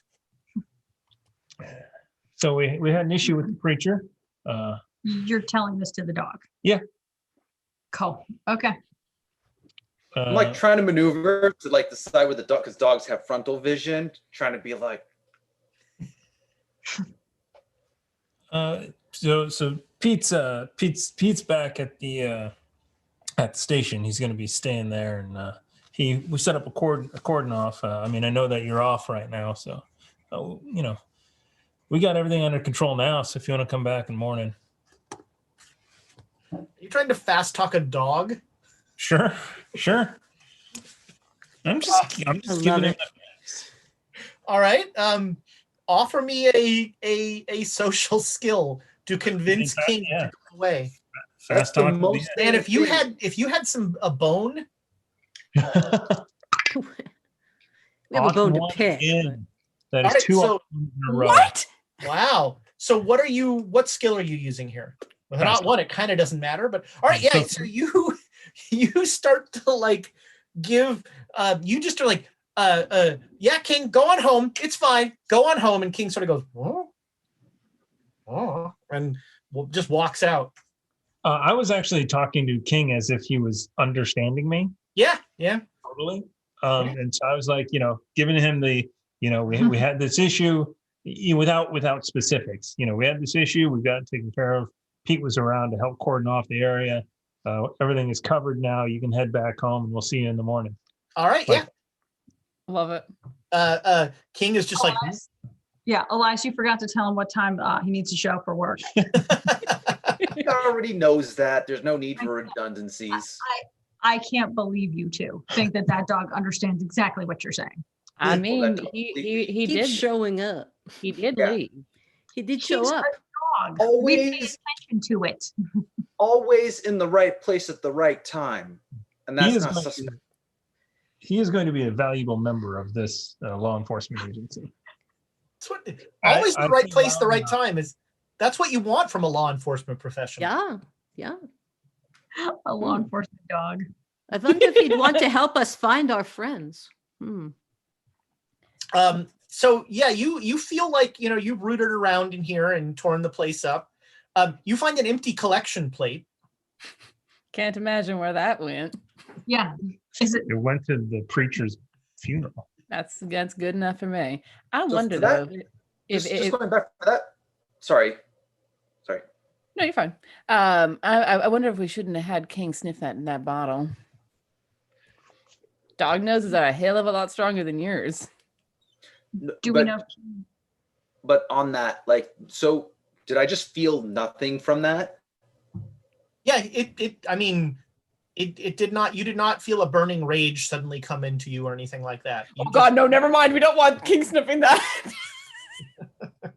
It smelled like old booze.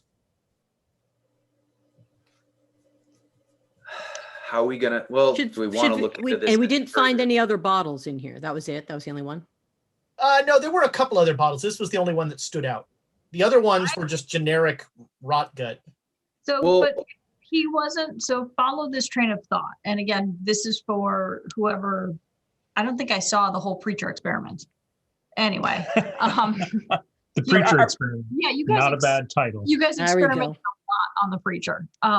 So just looking for accomplices here. If the preacher wasn't able to go into Stratton's place, somebody must have sold him this bottle adjacent to or outside of, or perhaps he has someone who acquired the alcohol for him that we could speak to. Well, we don't know when he couldn't go into to the place. And, Maybe he if- bought it and then he wasn't able to go.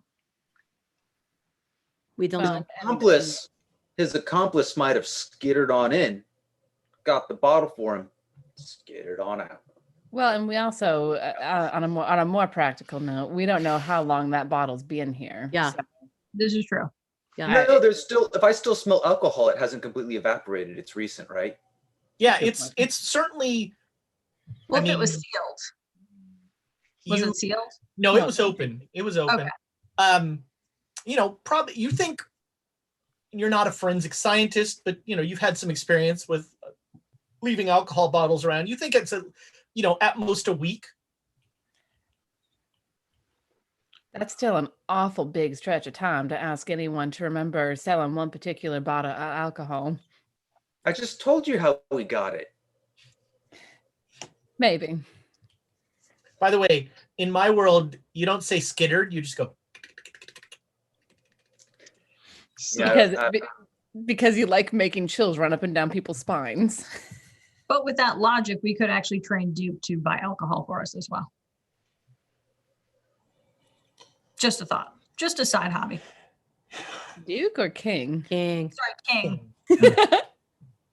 What if we had some sort of service where King would go and get stuff for you and bring it to you? That's not a bad idea. And put like little saddlebags on them. It's a great idea. I think we got a money-making industry here, sir. All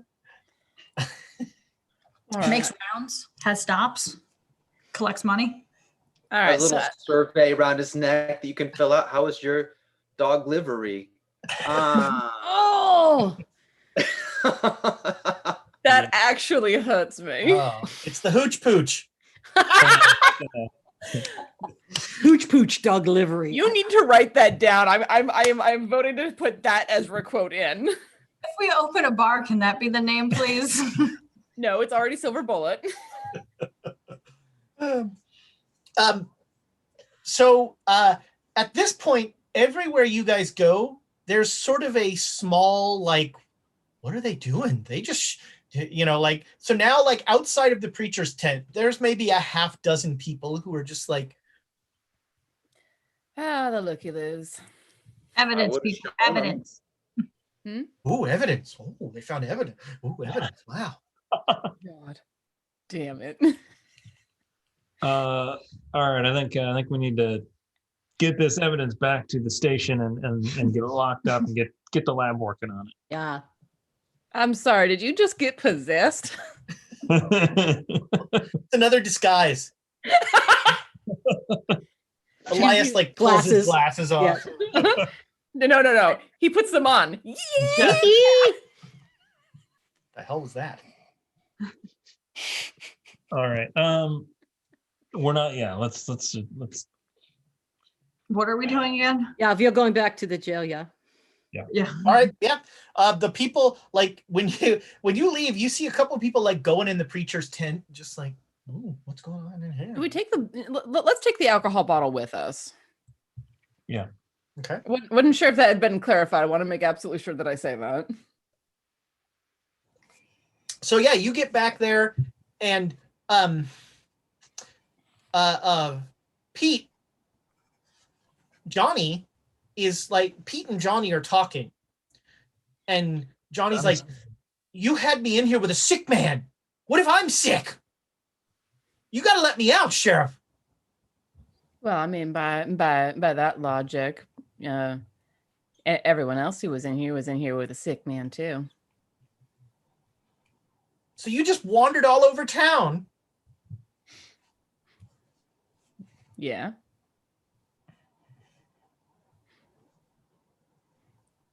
You got to keep me in here, Sheriff. So little is known about germ theory. I feel safe on this one. So I'm actually gonna just kind of go over to Joanna and just quietly talk to her and just if Stratton's dead, I don't think there's a reason Johnny needs to be in here anymore. Do you? Are you talking to Susanna or Jonesy? Yeah, Susanna. I was gonna say Joanna is Jonesy's actual name. Yeah, yeah. So, Susanna. you're yeah. talking to me. He's building support among the. as you do. Like, glance over him and be like, well, his accuser is dead and everyone knows it now, so you make a good point. All right. Now I'll unhook the keys, come over, unlock it, pull the door open. Well, with Mr. Stratton gone, there's no one to lay an accusation against you, so you're free to go. Is it safe out there? Is it safe in here? After all you were saying? Well, I don't know. Yeah. All right. Yeah. Thank you, Sheriff. Thank you. Honestly, I'm just getting really tired of being asked that every time I walk into the jail. Yeah. He's gone. He's gone. And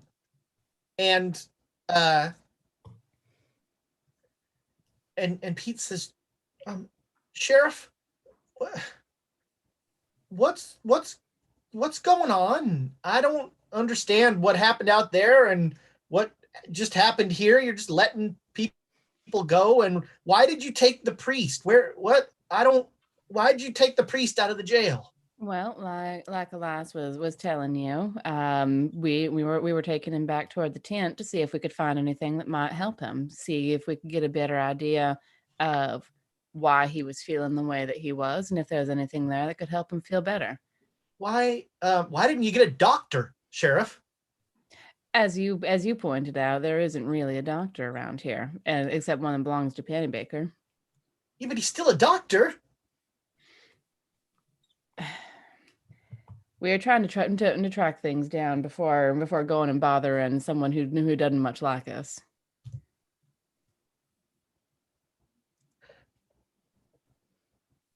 You're my boss. Yes. but I'm just not comfortable with I mean,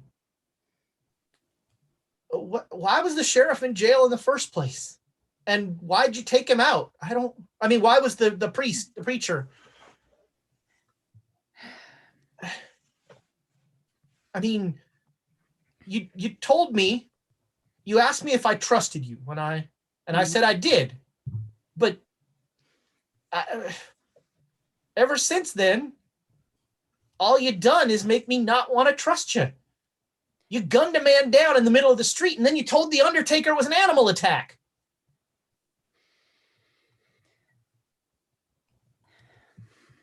And you got some weird German running around who apparently only knows the word evidence. The hell evidence did you find? There has been a lot of weird stuff going on in this town. And I don't know how much of it was happening before we got here, but we seem to have a knack for turning the right rocks over and having the bugs skitter out.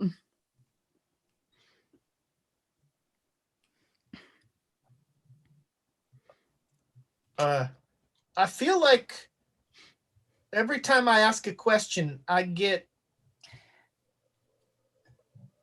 There is some really weird shit going on that I don't completely understand, and I'm trying to figure it out. And I can. What part of figure it out was gunning down a preacher? The part where the man had a second face in the middle of his abdomen, with great big sharp teeth, that was bleeding some black oily substance. Like I said, make me a psychology roll. Yeah. I recognize this man's face, even if I don't make the roll. Oh, wow. I know what he's thinking. Oh, so close. We rolled the same thing. Whoa, a couple of 95s. Oh, darn it. All right. So anybody who made the roll Have a sees six. Pete looking at like every fate. Like as you're saying, like he had a face in his thing, he's like looking at the rest of you to see if anyone is like, and like, he clearly thinks that is ridiculous. Yep. Like I said, there's weird shit going on that I don't understand, and I'm trying to figure it out. That's just one of the weird things that's been going on around here. And you cannot believe me all you like, but I am telling you the truth. Do we need to tell him about all the weird things now since he's the deputy? I think just this one, like you were there. There was no blood coming out of that body. Did Yeah, you see any blood there? No, sir. Instead, there was this stuff. And I hold up the end of my shotgun, not towards him, because I'm not that evil. There's still some gook on the end of my shotgun where I was lifting it. And I'll take like a cloth and wipe it off so he can see it. Like, this is what came out of that man.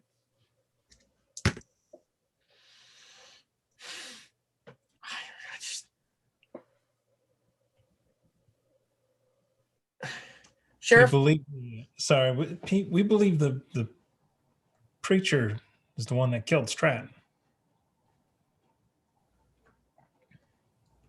I thought you said he can't even go in the bar. The preacher wasn't killed in the bar. I'm sorry, the preacher. Stratton wasn't killed in the bar. Stratton was killed in his office. The window was open and the preacher was underneath the window. He was our suspect. And he knew about the murder before anyone else in this town.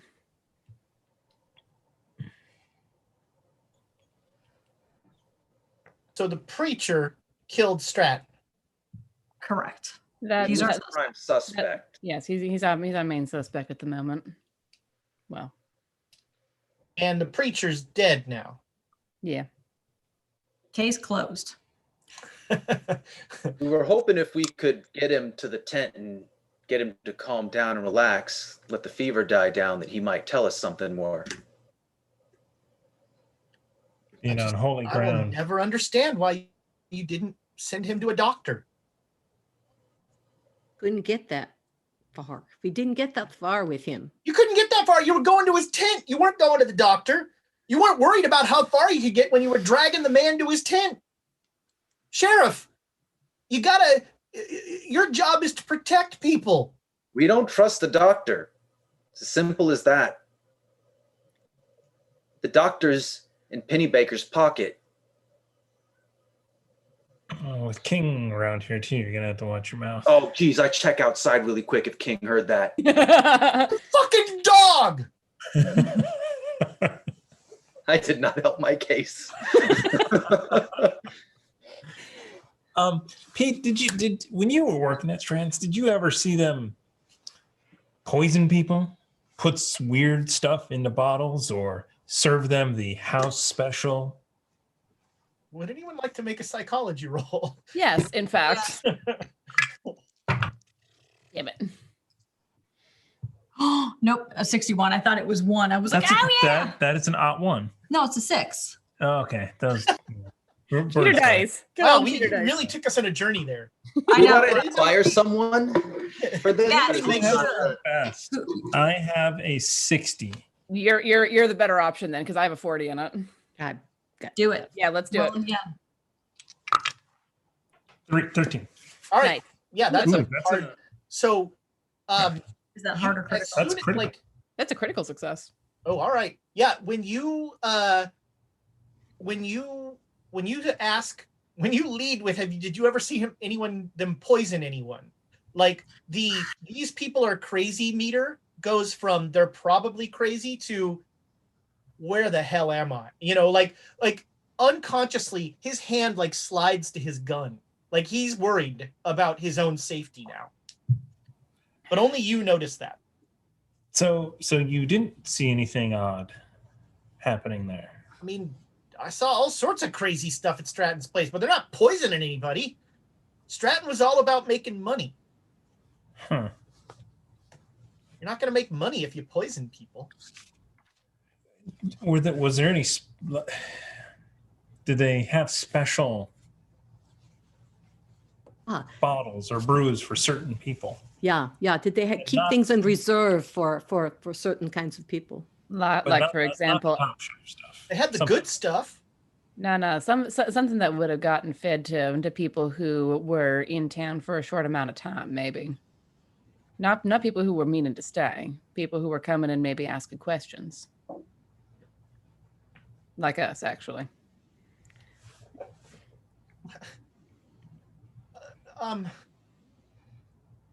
Sheriff, are you feeling all right?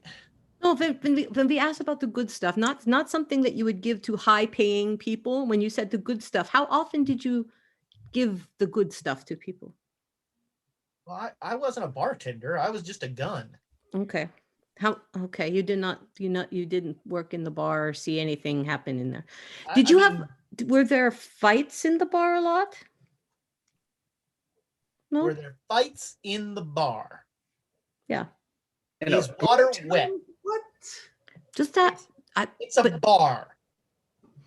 Okay. Water's wet, the sky is blue, and that man didn't bleed. Maybe I should go collect some evidence to find out if there are fights in a bar. And he walks out. Sorry about that. Yeah, all right. Maybe Well. Pete should be sheriff. Hmm? Maybe Pete should be sheriff. I'm kind of there with you because I am getting more and more spooked by this damn town. I don't much want to be here. And we have our other people to find. I mean, Pete went from sneaky Pete to Self-righteous Pete. yeah. You're all crazy, Pete.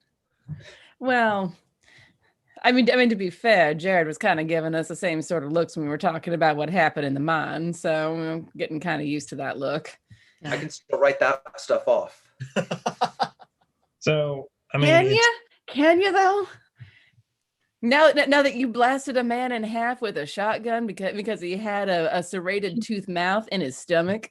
But everyone else saw that. Yeah, It's a conjoined twin. It's a certified medical condition. I mean, And to somebody be called that. And it fair was though, not- Jared. To be fair though, Jared, all the rest of us saw what happened in the mine too, except you. So if you're going to use that as evidence, Yeah.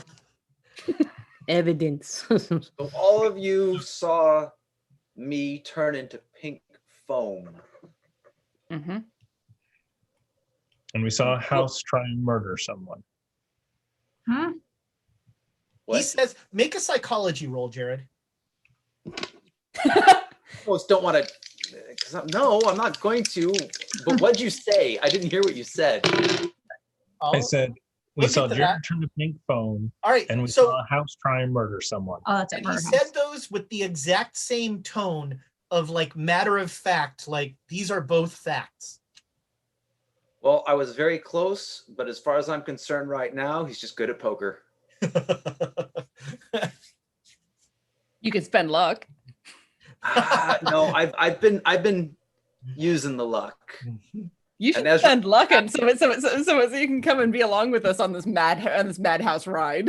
I'm along with you on certain things.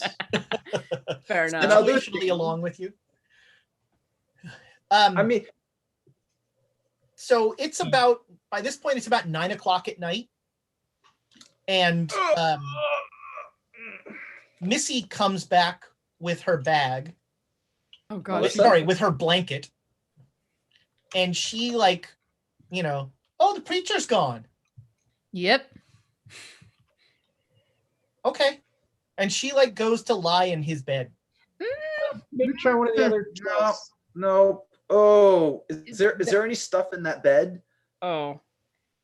Get her out, get her out, get her out. Goes in that cell. I grab her. All right. Not like I stop her. I'm like, no, and I go in and check how those sheets are. I mean, they're gonna get burnt anyways, but You don't see any goo on them.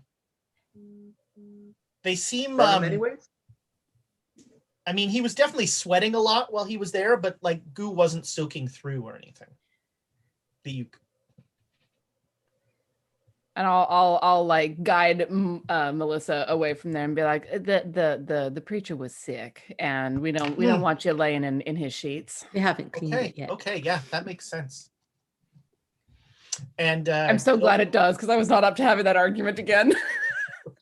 But and she'll go and am I burning those sheets? Because I still got to burn the poncho. Find anything I can burn outside to collect. Who would normally wash this stuff? I don't think we can wash it out. Who's Yeah, going to start paying for Pete and King? And we're either going to have to start a tax, a whole bureaucracy, or maybe we just give it up and get the hell out of here. Yeah. leave under cover of night. Well, Nothing fun ever goes figuring wrong that with out. that. I'm gonna go burn all this stuff. And it's as Elias says, we need to like come up with some bureaucracy or something. Everybody make me a luck roll. And stop spending Yeah, luck. nope. Ooh, No. not 5. All right, if you missed it, as he says that, in your head, you think we were renting those horses. Oh yeah, that was a thought I've been having the whole time. I'm like, have we need too. to get out of town before I have to pay for the full horse. Right. I mean, my allowance hasn't showed up yet this week, so Yeah. So I think that while Jared is burning the stuff, or do we go out with him and have this conversation around a fire? Sure. Oh, you don't be want to fun. breathe this. Well, Nail. that's fair. We need to figure out what we're doing, because I don't think we stay in this town. No, I'm Melissa- done here. I'm very Melissa's done. gonna head out to the cabin tomorrow, so our responsibility to her is done. Preacher boy is gone, hopefully along with whatever angel. And I'll like subconsciously touch the rosary that's in my pocket. And I just kind of say, it's in there, by the way. In where? It's in there. what's In it? where? Yeah. In the rosary. So in like one of like the little jewel type things, or like the beads? No, it was kind of just rotating around the rosary. Oh no, it's probably, yeah, it's that the angels with the rosary that I pulled from the preacher's mouth. I'm gonna just like look down at my pocket and kind of poke it a couple of times to see if anything moves. You don't feel any, no, there's no. Cool. All right. Well, then I guess it's decided to be quiet for the night. Please, here's so Elias just had this thought. So the rosary, the angel seems to be tied to the rosary, or at least drawn to the rosary. And then the thing in the preacher came from a seed. Therefore, they could be two completely separate supernatural entities, right? That is one extremely. We burned the. man. We have to burn the rosary. It has been contaminated. Burn the rosary. Throw Burn it the in. rosary. All right. I'll reach into my pocket and pull it out. Is the fire going at this point? Oh yes, the fire is blazing happily. I'm not even going to look at the rosary. I'm just going to toss the whole bundled package into the fire. All right. Good call. Burning evidence. Elias, are you going to watch the fire? Are you going to? Yeah. All right. Yeah. So in that weird shimmer of flame, you keep seeing like the eyes of the angel. Burning, dying, getting consumed by the flames. Just sort of being eyes. You see the rosary is burning nicely. And the thing still is there. I mean, again, this is more the impression of it than the actual existence of it. Like you see, like, you know, like in a weird heat mirage, kind of the eyes for a second or something like that. But I don't think that it's working. To burn and get rid of the angel is what I am trying to do. I mean, so the rosary is burning quite effectively. And your hypothesis is that will get rid of the angel. And that appears to be incorrect. I mean, it seems inconclusive. Well, it's not screaming in pain. It's true. It hasn't told you to be not afraid in a while. Okay. I wonder if its little voice would be like a chipmunk now. Yeah. So the question that I'm sure is on all of our minds is how are we getting to the next town over? When does the stagecoach show up? So Yeah. Oh, that's a good question. everybody make me a luck roll. Can't we telegraph for one? Also, really quickly, thank you to Magatora and the Muffin Mage for more for us. Muffin Mage. Hey, The Muffin Mage who lives on Drury Lane. is that 2 more for us? Yeah. Brilliant. Thank you. What are we And looking does it at? matter? Does the are we looking at the actual number? Like, can we crit this, or is this just Yeah, positive? yeah. You can crit it. Tell me if you got a hard success or anything. Hard all right. success. So, all right. That is So, the stage is supposed to come tomorrow. Sweet. Just in the nick of time. We have still have a mind to deal with. We have bags to pack. We have towns to get to. You still have the list of 3 other towns. Yeah. San Rafael, which is down in New Mexico, Appleton, which is fudge. I Did didn't you say write Nora? it down. You said Colorado. Appleton is in Colorado, and then Brighton. Do we think Appleton is the closest? Yes, Appleton is the closest. But this Brighton was in where's this Arizona. thing? That's right. Brighton was in Arizona. Yeah. No, if you need to go, we need to go to the next town and look for our companions. Our they're not companions. They're our Co-workers. peers. Yeah. So, I mean, the real question is, I'm hearing someone say that we need to deal with the mine. How? What do we plan? Well, why? I think That we too. tell our bosses. I think we tell our bosses everything, and then they can deal with it. We will do what we were supposed to do. I mean, Everything? you're assuming they're not going to ship us off to some kind of sanitarium on the East Coast. Yep. If we perform our job, they won't need to. If they think we're crazy, they will.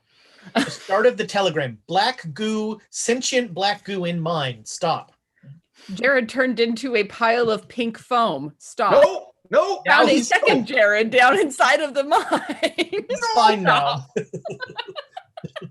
I do not- Well, we tell them about the people who were mind busters coming in and how we routed them, and then but they have to have people to come in and make sure it doesn't get taken away again. Claim jumper is the word you're looking for there. The mine made people very sick. Do you think Penn Baker's been out to the mine, or do you think he sent anyone else to? Ooh, what about the preacher going to the mine? That was a good call, Jared, if the mine makes people sick. Maybe that was where he picked it up and came back. But that wasn't how. Well, that's a lot of maybes to put in this story. But we don't need to say all that. I think Yeah? that we say this town has lots of supernatural phenomenon. Stop continuing on to find our missing brethren. Stop. No, we don't have to say that. I just got a meal ticket, and you're gonna take. No, it from we don't have to say any of that at first. If we get other people to come here and see it, then they will know, I mean, and we'll do our job.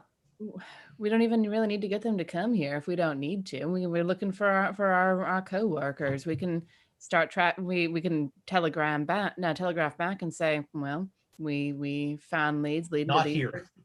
Yeah, they're not here. They haven't been here in a while, and we got leads to a couple of other towns that we're gonna go check out. Actually, did What? Stratton might have been? You found the thing that Stratton might have been a deserter, right, or a Confederate? Correct. He was a Confederate soldier. Hey, we say we didn't find the one yet, but we found this guy was probably, and you should send somebody to follow Ooh, up. and see if there's a reward. I think Jared would agree. I would, but extending away from that, didn't you indicate that the rest of his men could have been other soldiers that were under him? Again, it's just a guess that you travel with your crew. You know, Travel with your unit, sure. Your unit, So, yeah. so if they investigate that, they want to have extreme caution, Yeah, because a bunch of men could get very violent very quickly. especially a bunch of Confederate boys. Yeah.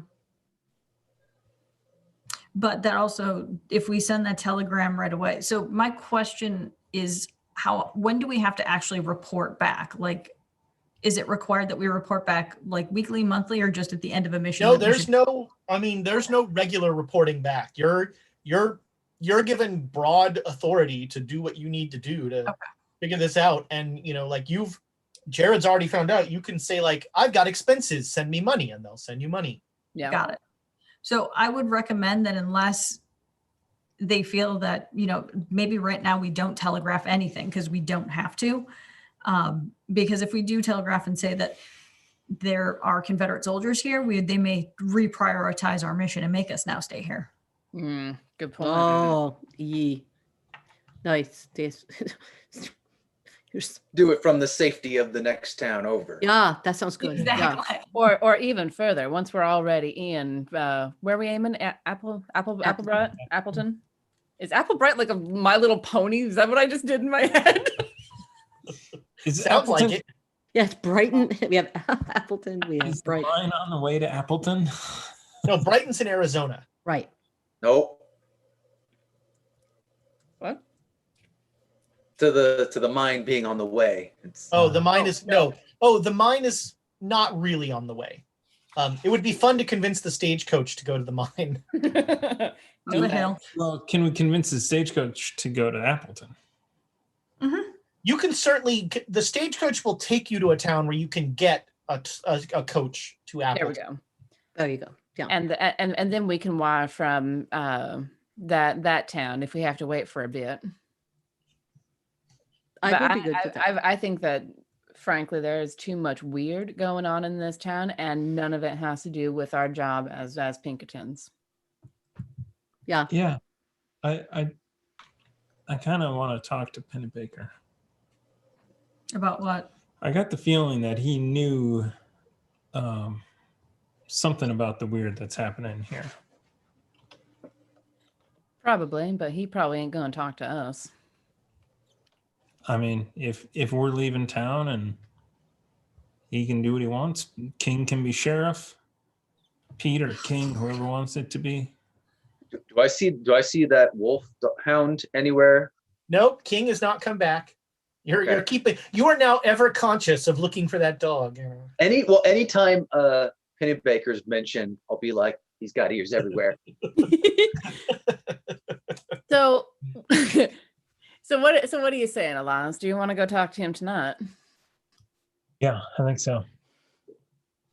Are you planning to go alone, or what are we doing? No, I was not planning on going alone. They have good food there. I don't have much, but the soup was really cheap. It was like a penny. Yeah, that's fair. I mean, he's gonna now be the power here, and maybe Sven. Although from what Pete said, sorry, Pete. From what Pete said, Integrity Pete, is that? and yeah, self-righteous Pete. I like integrity Pete. That's nice. That Sven was told that he wasn't sheriff. I don't know if that's a or was told that he had been in line to be a deputy. I don't know what exactly he was told. The way that it was phrased, I was wondering if somebody hadn't killed Sven. Somebody. Well, it wasn't us. Everyone knows where we were. And we haven't seen the Undertaker rolling around with any more carts today. No, that's true. Yeah, but we got back right before dark. It could have happened at any point while we were gone for, a day and 3/4. So does anybody want to go and see if Sven's at the tavern The tavern? or wherever? Why? Yeah, I'll buy you a drink. I could go to sleep right now. Wake up, buy a new poncho. Wait, do you want to go to see Pennybaker or you want to go see Sven? This fun. I just kind of want some information before we leave. About? Who knows what? Who knows what? It doesn't matter. I mean, we already have our leads. And this town? We just let this town burn? I mean, deal with itself? I'm just saying. Town, Jake. If you want to see some more weird stuff tonight, knock yourself out. That's... No, we were talking about when we go to the next town tomorrow, we say back to our chiefs that they need to have somebody here. Yeah? Mm-hmm. Pinkertons can follow up on this. Yeah. We have our own mission. Let's do our mission. And unlike your other agents, we can give the next one some intel on what to be careful about. Unless they make us turn around and come back. Can't, we're too far away. We leave them evidence. Send people from St. Louis. We're too far away. Exactly. Jonesy, you might want to be careful about using the word evidence around here. Everyone seems to think that you think it's a swear word or something. It might become that way. Are you going to Pennybaker's? What's up? Who? If we have to. I mean, Elias seems to really want to, and I'm not letting him go by himself. So let's go do this. All right. It is still, they serve a late dinner, so you could certainly go and have dinner. All right. So you go to what was the driftwood lodge? Yeah, the Lone Pine. That's right, the Lone Pine Lodge, the nicest place in town. Was nice. Sven is not hanging out in the in front of the inn, and you come in and you just what do you ask to see Mr. Pennybaker? So this place isn't a tavern, isn't a thing. This is a hotel restaurant. This is an upstanding establishment. Gotcha. So are people at the bar or no? There are people at the bar, yeah. This is a place where there would not be fights. Gotcha. Elias, do I need to buy you dinner? I do have my allowance. I won't say no. As you come in, you're sort of in the lobby area, and the person behind the front desk will look up and will say, "Oh, Sheriff. Evening. Welcome. What can I Thank do you. for you?" Oh, we were looking to have some dinner, and I'll glance over at Elias like, you want to take the lead on this one? And if Mr. Pennybaker wanted to join us, love to just have a small talk before Oh, well, friendly. of course. Wait right here. And he like whispers something to the bellboy, and the bellboy runs off. Thank you kindly. And a couple of minutes later, the bellboy not the bellboy, the host of the restaurant, the waiter says, please follow me to Mr. Pennebaker's personal dining room. Spiff. Thank you. And so you are brought into a private room. Pennebaker and King is sitting there with King at his side. King is like sitting on the floor, like King's head is at the table when he's sitting down. Wow. Vest on or vest off? He is still wearing the vest. He's on duty. Yeah. I thought he's not drinking. He's still on duty, Elias. I mean, technically, so am I. And I'll like flick a fingernail at the star. And Pennebaker stands up as you come in, and he says, "Oh, friends, I'm so glad that you've come back from whatever journey you were on that involved killing preachers and all the exciting things you've done. I'd love to hear about your adventures and your unique style of law enforcement." Yes. So I just sit down and start taking like if there's a bowl of nuts or whatever, I'm just like, yeah. No, you are served a lavish meal. This is like a I want to impress you. The prime rib is out, like, oh, there are 4 courses. Damn. I only drink the kind of wine he drinks. That's fair. I believe you do the cheers thing, and you give it that extra to. You see that he notices that, and he smirks. Mr. Pennebaker, this town is very odd.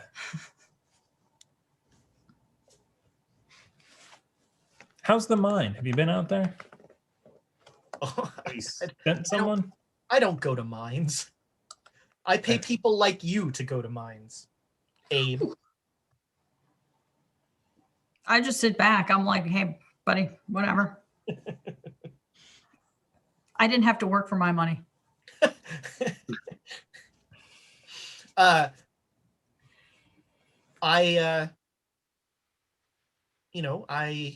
was waiting to hear back. You think I should go to the mine? Do I roll? No. What is my conscience? What is my? Yeah. I don't, because I think anybody who goes to the mine is going to die. Oh. There's something. Numbers? Sure. There's something else down in there. We told you was swamp gas, but Why did you tell swamp gas? What? Mine gas. Told him it was mine gas. It obviously wasn't when we were here before. You saw through that. No. There's definitely some gas down there. Anyway, there's something down there. It'll probably kill whatever comes in the mine. So there's that. Mr. Stratton was eviscerated. I was so sorry to hear about that. I'd do a psychology roll on that. Psychology roll. He's smiling. You don't need to make a psychology roll. Excellent. I just wanted to make sure that there wasn't something else I was missing. Everyone grieves differently, Ezra. You have to actually like someone to grieve them.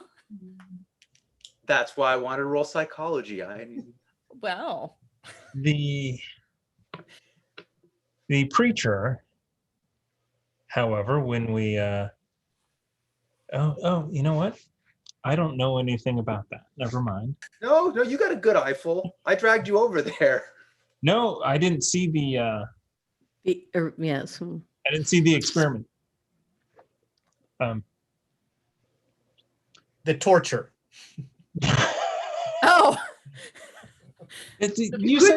Somebody said something about the preacher couldn't go into Stratton's place. yeah. Anytime he tried to go into Stratton's place, he would start screaming in pain. Well, anytime we carried him in. Semantics. Did you try carrying him into my place and see if he was good here? No.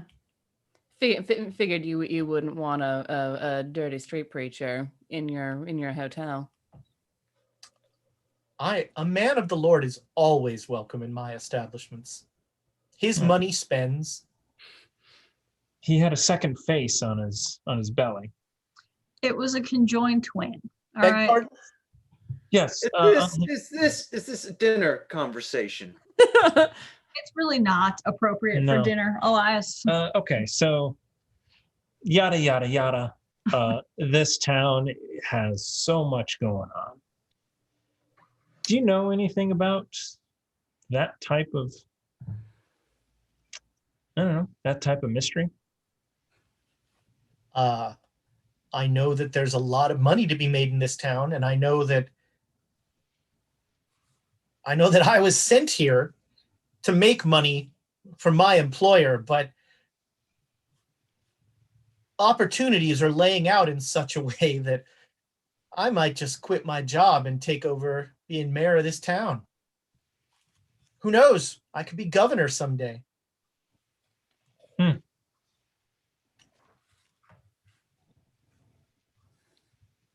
I'm already talking with that poor, sweet, completely in over his head Swen about acquiring most of Stratton's holdings. And how receptive is he to that conversation? Well, every day, every chance I get to show him what the numbers say, he gets a little more receptive. My business is trending up. Stratton's business is trending down. Numbers of people? Numbers of money. Mm. It seems that Stratton's poor bedside manner and and his decision to make you sheriff have not made him a popular man in this town. Turns out this town was not ready for a law and order approach. Well, that ought to make things interesting for making money. You need a certain amount of order in order to not have things go burning down all over the place. There's opportunity in chaos. I hate everything about that sentence. And that's why you're not rich. Mm.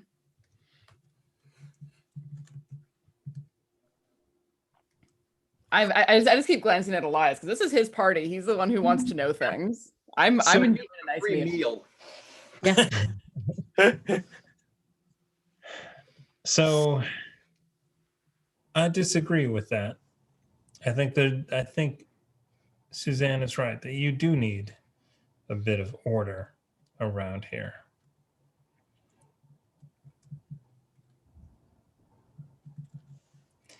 You know, I don't see fights down in your tavern, but I guess fights over in Stratton's are run of the mill. I think you could make a lot more money if you're not replacing glasses and chairs. Oh yeah, there will be, if I take ownership, there will definitely be changes to the clientele. You know, keep that stuff in the tents. I cater to a better class. And yes, we have a fair dose of nouveau riche here in Stillwater, but I prefer to focus on the riche and not the nouveau.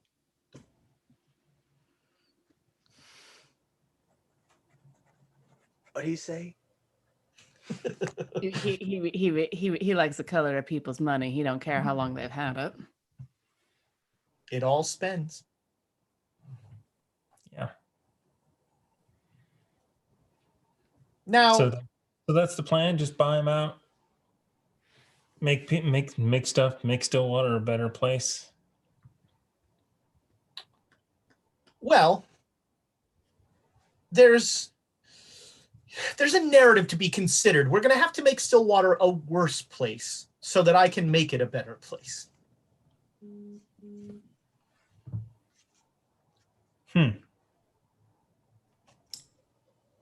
I see. I think that's work you don't need to do. You just need to pay attention to what's going on outside. Yeah. Well, that's true. I didn't say I was going to make Stillwater a worse place. If Stillwater is left to its disgusting situation as it is now, the town will burn. So we let a little of the town burn, and then the town begs me to save it. And then I save the town. And then I'm saving a county. And then someday I'm in the US Senate. With your dog partner deputy by your side. Now that's a story. That's a good story. You need to write about this. Elias, people need to know how he deputized his dog. Really, that was just another step to delegitimize whatever fun thing you're doing there. Oh no, that was you. That was your decision. But people love that. Stories about dogs will make you popular. Yeah, Elias can write that up. Yeah. Pennebaker deputizes dog. King, do me a favor. Oh, get a picture of it. Yes, King, tell me Shaking his hand. Just tell me like you've just seen something that is Pennebaker looks at you and looks at the dog. come on. I see where you're going with this, and I hate it.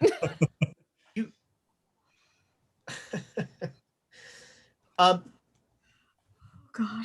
The things I've seen Lead you to believe that my dog can talk. yes. Well, no, but I think it might sound like actual words. Come on, King. You people are the best thing that has ever happened to me in this town. Elias, is this really what we're here for? Is to teach the dog to talk? That was your plan all along. So how did you do it? How did you get rid of Stratton? Oh, Stillwater got rid of Stratton. Oh no, you need to pay attention. It's bad out there. Someone split him all the way down. You didn't kill Stratton? Oh, no. Huh. We- it's a good feeling when you don't know everything. You think so? I kind of hate it. Exciting. So who do you think killed Stratton? Preacher. That's our best bet right now is the preacher. And so you gunned him down in the street. No. We gunned down what was coming out of his stomach in the street. Well, sure you did. Some sort of parasite was growing in him. Some sort of parasite was growing in the You preacher. can go out there. You can And send any of your men. There's no blood there. There's something else. Do we still have the egg with us? The seed? The You seed, didn't burn yeah. it. We didn't burn it. I mean, make a luck roll, Susanna, to see if you left it at the... Yeah. You just take alien seeds with you to dinner. All right, yeah, you Apparently I do. in a piece of dirty poncho. Did you have the claw leg too? Yeah, the leg would be with it as well. Did you Yeah, make the leg. Yeah, sure. The leg was there, yeah. Yeah, sure. I'll pull out the little bundle and set it on the table. Here, Elias, I think you need that. It's evidence. God damn it. It's evidence. What is that evidence of? There was something growing inside that preacher's stomach, and it was cutting its way out, and it turned his blood to something that wasn't blood anymore.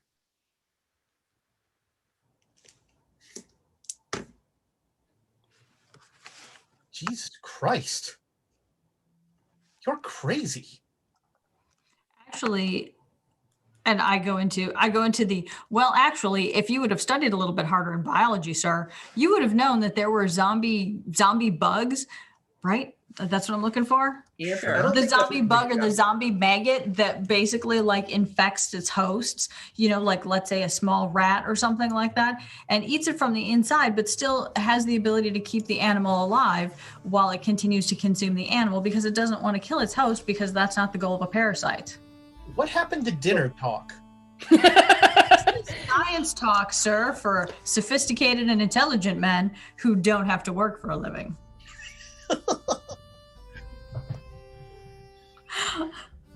Cigar. And I offer him the yellow cigar. Oh, that was the long play there, Amy. Serious? He'll take it. All right, and then I pull myself out a cigarette because I don't have any other cigars, and I light his and I light mine. But I usually wait to have a cigar until dessert, and he'll take a puff on it. No better time than the present. Life is short. Eat dessert first. Mm-hmm. So tell me, what's your plan? Do we look like people with plans?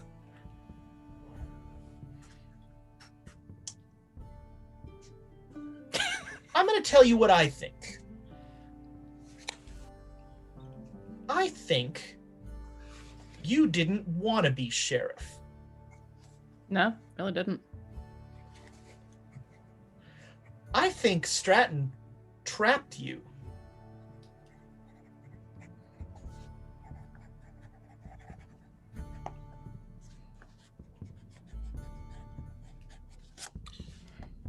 I think that Stratton offered Susanna to be sheriff to stop Johnny from getting killed.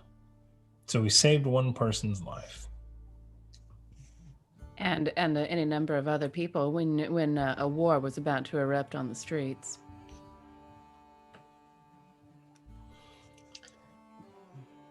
I think Stillwater is a shithole. I think Stillwater is going to consume itself. And if you want to be king of a shithole, you're welcome to it. That sounds like the talk of someone that's walking away.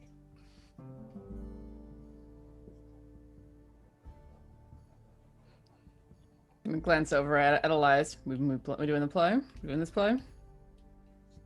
We've done what we came here for. You've done what you came here for. And what exactly did you come here for? Was it the part about killing the mayor of the town? Was it the part about shooting a preacher in the street? Was it the part about what did you come here for? Oh, unfortunately, our true mission was classified.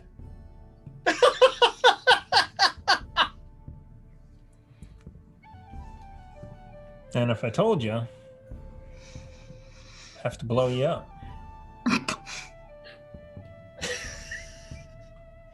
Only Elias would go straight to the blowing up instead of the shooting. Yeah. When I told you, like, he's still laughing, you hear a low rumble come out of King, like a growl. Yeah, my right hand is not very far away from my revolver because I'm waiting for that dog to get dangerous. Yep. Ruh-roh. Say it, ruh-roh. Say it, ruh-roh. Ruh-roh. Ruh-roh is the word. Those are the words in this situation. Ruh-roh. Doing? I'm scooting away from the table at this point because threatened to like blow everything up. Oh, King no, is rumbling. When Elias did that, like you saw Jared's face completely change to like, oh, Yeah. Like, oh shit is gonna blow up. Oh. Like, And that's yeah. If and any that's- Baker made any psychology check and was looking at the people around, he'd be like, oh, he's not joking. yeah, exactly. Yeah. Oh, damn it, he missed the roll. Oh, but we should. Classified. and Jonesy, that's why we're not gonna tell him, because that's not.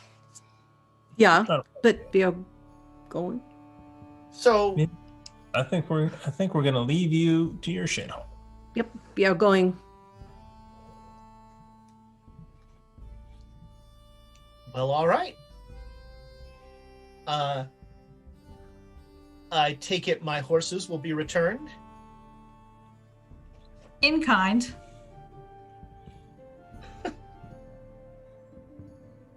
That is the best nonsense sentence. Yes. And what does that mean, Abe? You're not going to ride my horses out of this town? Oh no. No, we're not. But the stagecoach comes in the morning. Oh, you're leaving tomorrow morning. Well, that is the courageous answer, isn't it? And probably the answer you want to hear. You don't want us around. Well, I don't know. The more I talk to you, the more I think you're good for business. No, Nah. we're not. Again, chaos is opportunity, and you are at the risk of turning a phrase, you are the biggest chaos agents this town has seen. Nice. Sound like some mighty fine people.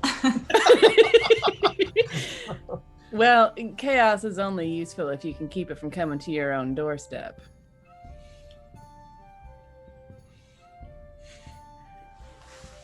So, I know the lack of an answer about the horses.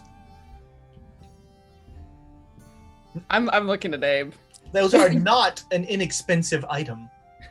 You'll get horses. Well, yeah, I think our employers will need to reimburse you, and you may need to order some new horses.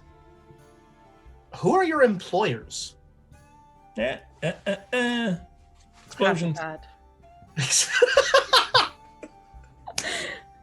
Hey, can I make that? How do I?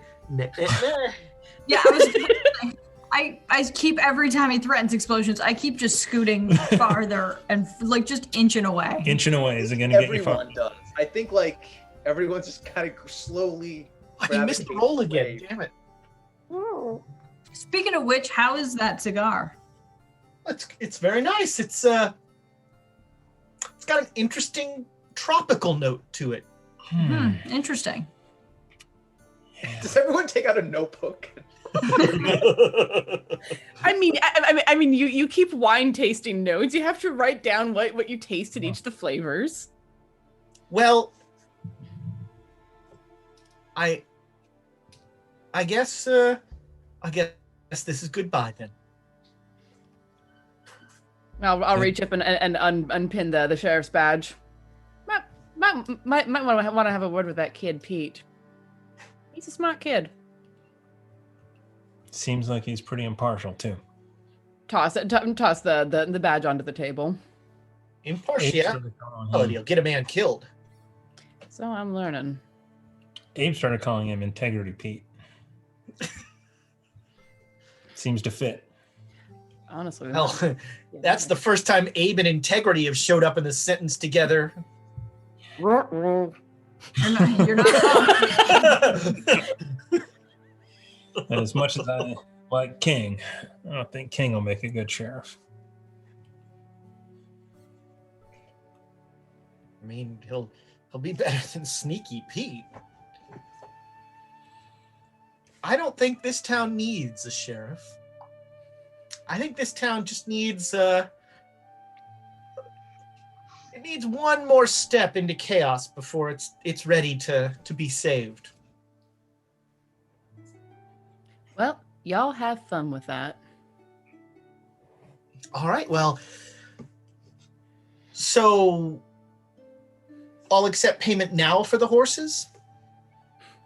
We'll send So horses. what happened to my horses? Wait, let me guess. You let them go. No. No, I like horses That's too much not to do dinner time discussion. that. They were crushed. My horses were crushed. Yep. Terrible accident. You, sir, are a delight. And it's even better because he's telling the truth. It's great when you can be entertaining and be completely honest. At that, he like when you say it's great he's telling the truth, like they were crushed by whatever you found at the mine. No. Stones. Rock. You lost my horses in a rock slide? Afraid so. We managed to escape. So you used my horses as a you know what? It's fine. In fact, we'll consider the horses a parting gift. I was about to point out that it seems to be part of that chaos that you like so much. It's going to get you so much money. Enough certainly to replace any horses. Yeah, but having the horses instead means I have the money and I don't need to replace the horses. I'm not a big believer in that you have to spend money to make money. When you run things, you just make money.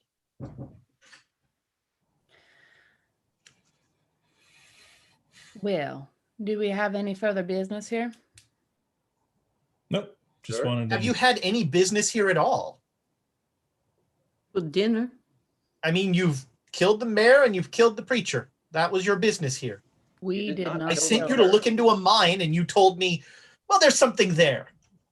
We did not kill that mayor. It's a fair point. He died on your watch. Can't be everywhere, and being inside his hotel was not where I was at that point. Your recommendation for deputy was the last man to see him alive. You think Swin killed? I thought you said the preacher killed him. Just saying the man you recommended was the last person to see him alive. And was well aware that we were nowhere nearby. Well, that'll be the story then. Because it is. Evening, Mr. Pennebaker. You have a good night, Sheriff. The stagecoach in front of the hotel at 8:55 tomorrow morning. Ain't sheriff no more. Just a marshal. That's right. Well, Marshal, it's been a real pleasure. What?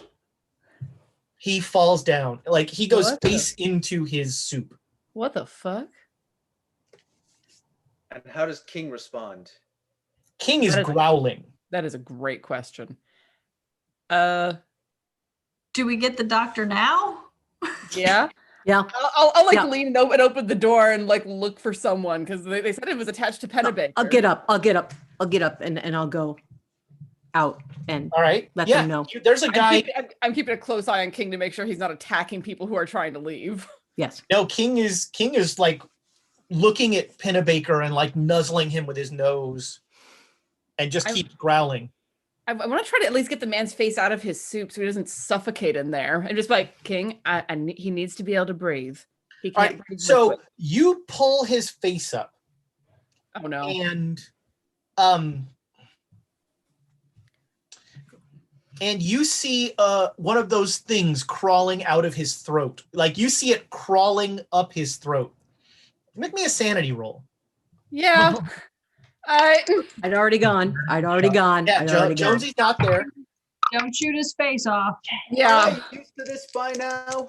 Sam, I made it. Aren't I used to this by now? The answer is a distinct no. Am I used to things I'm gonna roll this die for the sand loss. Ooh. Oh man. So you lose 2, and if you made the roll, you still lose 1. Okay. But what if, hypothetically, you're really bad at sand rolls? Outstanding! Did you fumble? Outstanding!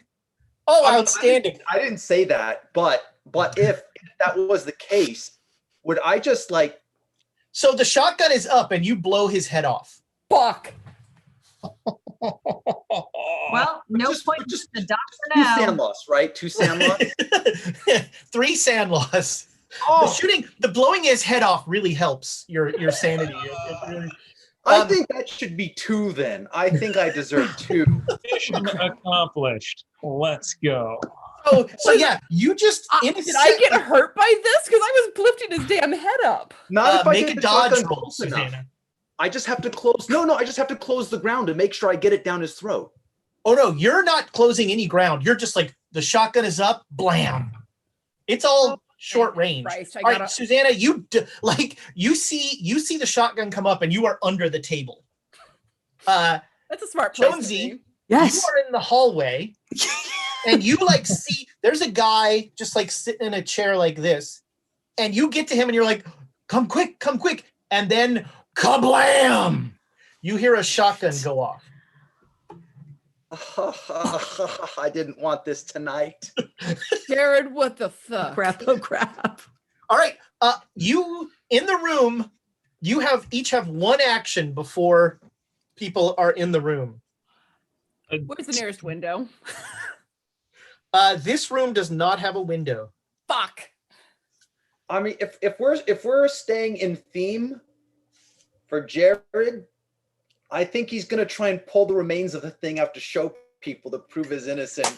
I think so you just immediately blow his head off, and then Jared like starts walking forward. And it's like I grab a fork, or if he's got like a meat cutting board, like one of those long. I'm gonna try and fish the thing out to show. Outstanding! Yeah, he's not in his right mind. No, I love this. Outstanding. All right. How many doors are there out of this place? Because I'm out Just one the of them. one that you came in. I'm gonna Cornered. So, yeah. King, go. How does King respond? King is about to jump on Jared. It is very clear that King is about to I'm so sorry, guys. I did not want to roll. I did. Sorry. I'm just sorry. Rachel in the chat. Rachel goes, evidence. That's what he's looking for. That ought to be the name of the next episode. Just evidence. In all caps with an exclamation mark. Like aliens. Outstanding. That's why I married her. All right, so Elias, you are trying to go out the door? Yeah. Okay. Abe? Same thing. I failed my sanity roll. I'm a runner. I'm screaming, get a doctor. So there's me and a guy who's trying to come in at the same time. Yeah, you both are like as soon as the thing goes kaboom. We'll get to you two in a second. Yeah. Susanna, what are you doing? You're like you just ducked under the table and you see Jared walking up with a lobster fork and just like getting ready to like go into. Don't eat the lobster in Stillwater.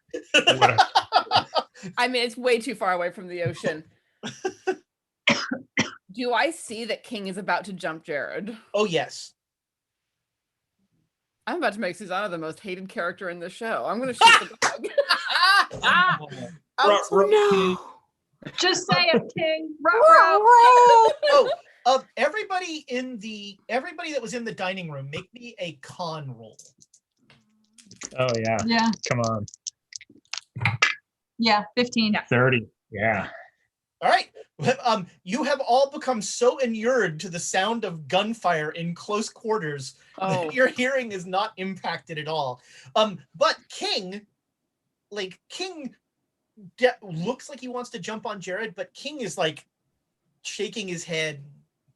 The noise clearly bothered him. Okay. Yeah, I'm. Okay. All right. So Susanna, you're the last one in the room. What are you doing? I'm gonna shoot the dog. I do not want him jumping on Jared and savaging him to death. Roll your shot. I'm sorry. I am also a dog lover. I don't like that I have to do this.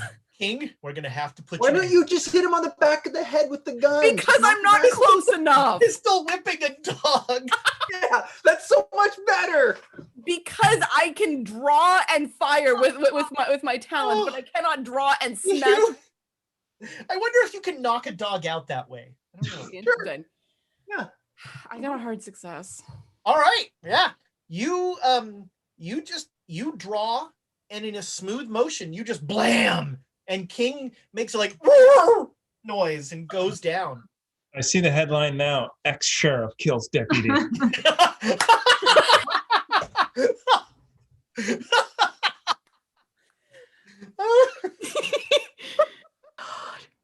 Oh wow. Well, I did not shoot the sheriff. but I Elias. shot- Deputy. Deputy. Sorry.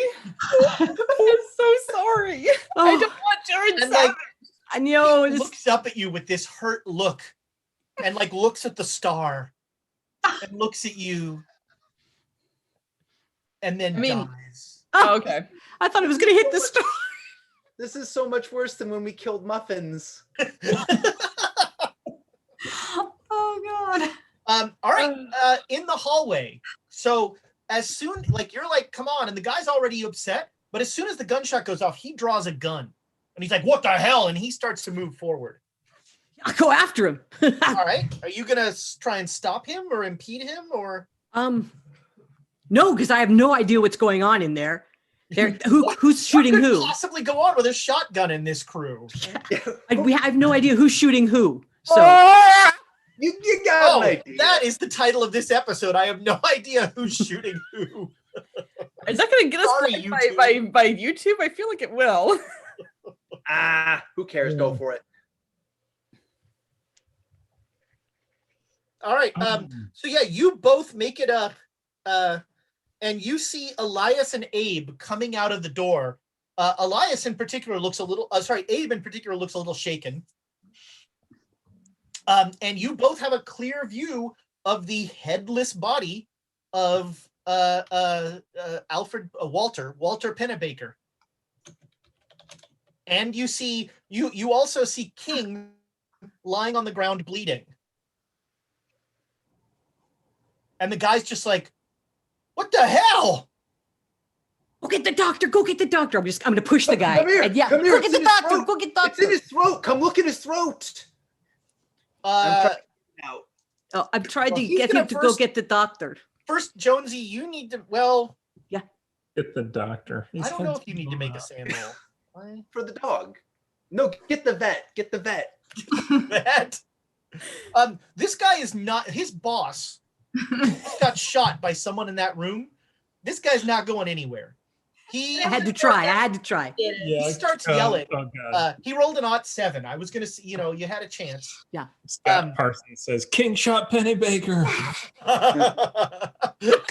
Nice. Double homicide. It was a victimless crime. Suicide? Is that what you just said? Murder suicide? Yeah, it's a murder suicide.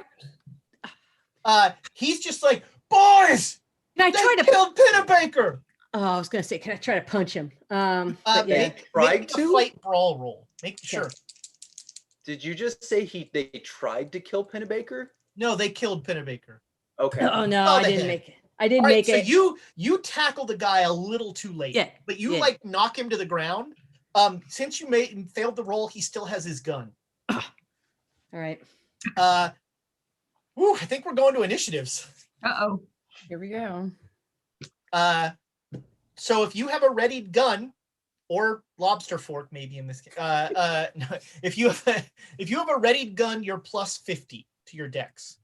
The guy on the ground will not get the readied gun bonus because he. Many animals were hurt in the filming of this episode. I'm sorry. Of course, it's last episode though, right? That doesn't carry over. That's right. Yeah, that's right.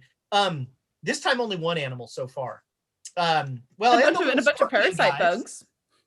That wasn't The little scorpion guys, they've really taken a beating this time. Good.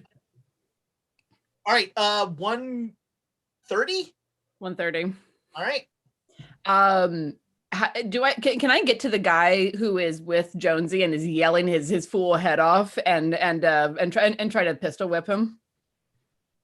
Or do I have to use a shot in order to have the advantage of the drawn gun? Oh no, you have to shoot. Yeah. The drawn gun is only an advantage if you're shooting. Like you only get the dex if you're shooting. Okay.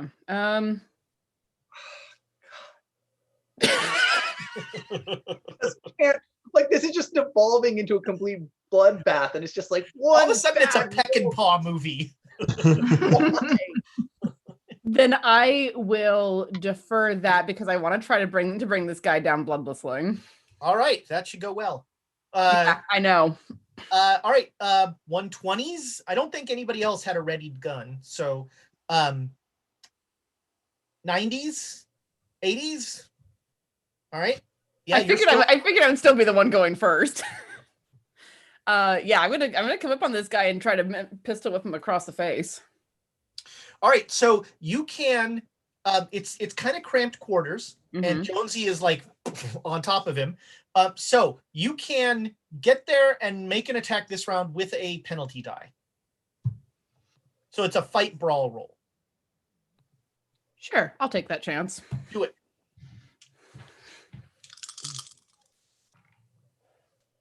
Ooh. Yeah, even with even this, I got a 48 out of 50. All right. The other one was much better. It was an 18. So the damage is a D6 plus your damage bonus. Okay.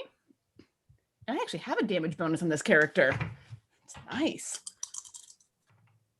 That's 3. All right. So it's less than 5, so he doesn't get a penalty die on his con roll. So he just goes, ow. Like, and he's like, now they're trying to kill me. No, if I wanted to kill you, I'd shot you from across the room. All right, that was 80s, 70s. That's me. So I'm gonna Jonesy.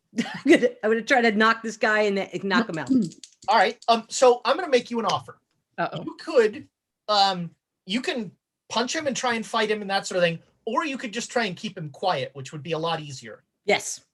Yes.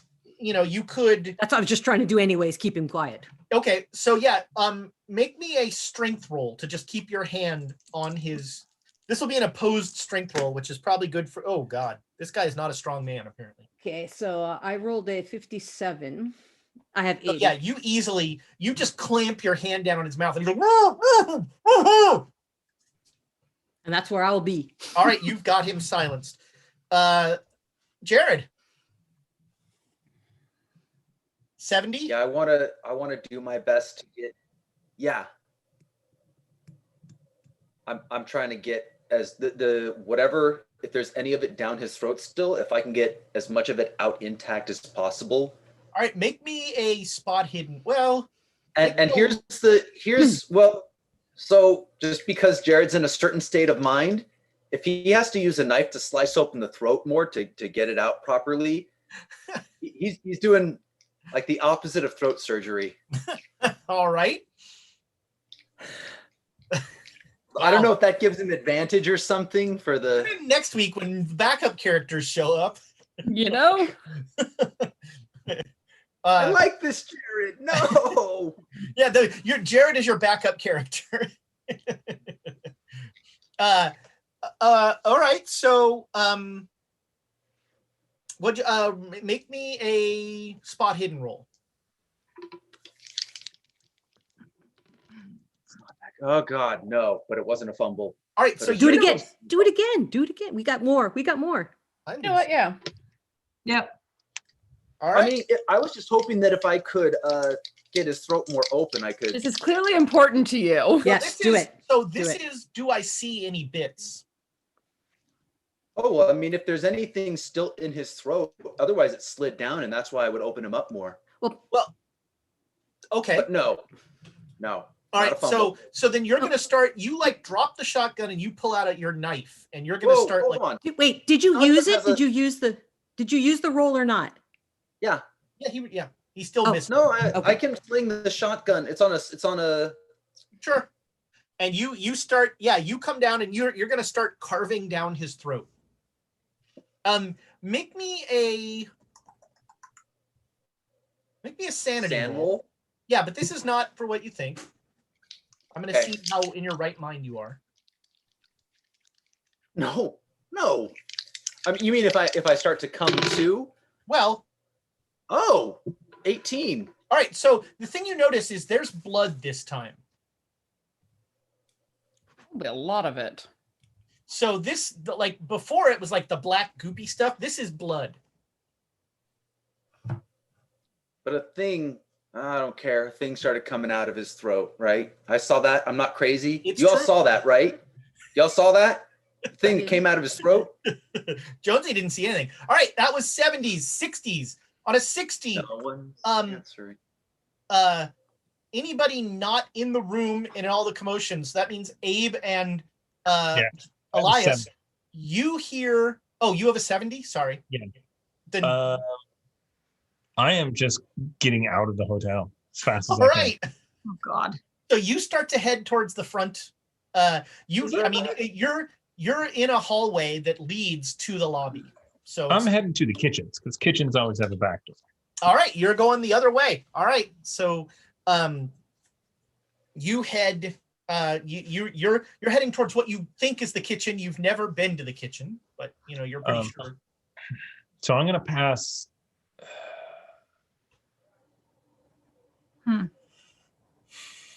So I'm gonna pass somebody, and I just say, "See you at the mine." You To just Jonesy to a and, random person, you Susanna. say that? No, to Jonesy and Susanna, I say, Oh, "See you at the mine." all right. You sort of shout that into the room. Well, I mean, I'm keeping it somewhat down. All right. So they are both like wrestling with a guy. So They You can. didn't want to tell me because I was behind you. Well, okay, yeah. I mean, yeah. I will tell Abe then. all right. That's you. All right. On a 60, you hear definite commotion coming from the lobby. And you hear like boots on stairs. Dun, dun, dun, dun, dun, dun, dun. Hey, what's going on? Hey, get everybody.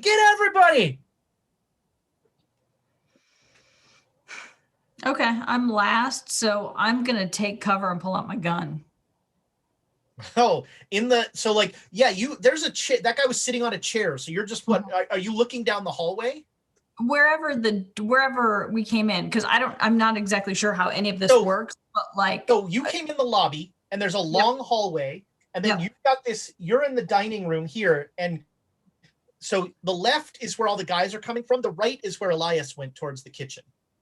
So I'm actually going to, again, I'm kind of confused, but I'm going to take cover where I'm assuming like they're going to come at me somehow. So I would take cover when, you know what I mean? The standard, like if you're coming through the door, I'm going to take cover to shoot you through the door. So they're going to come from the lobby down the hallway, and you're like behind the chair, essentially. Yeah. There's this like upholstered chair that the guy was sitting in, like a chair, and you're like behind it with your gun drawn. Yep.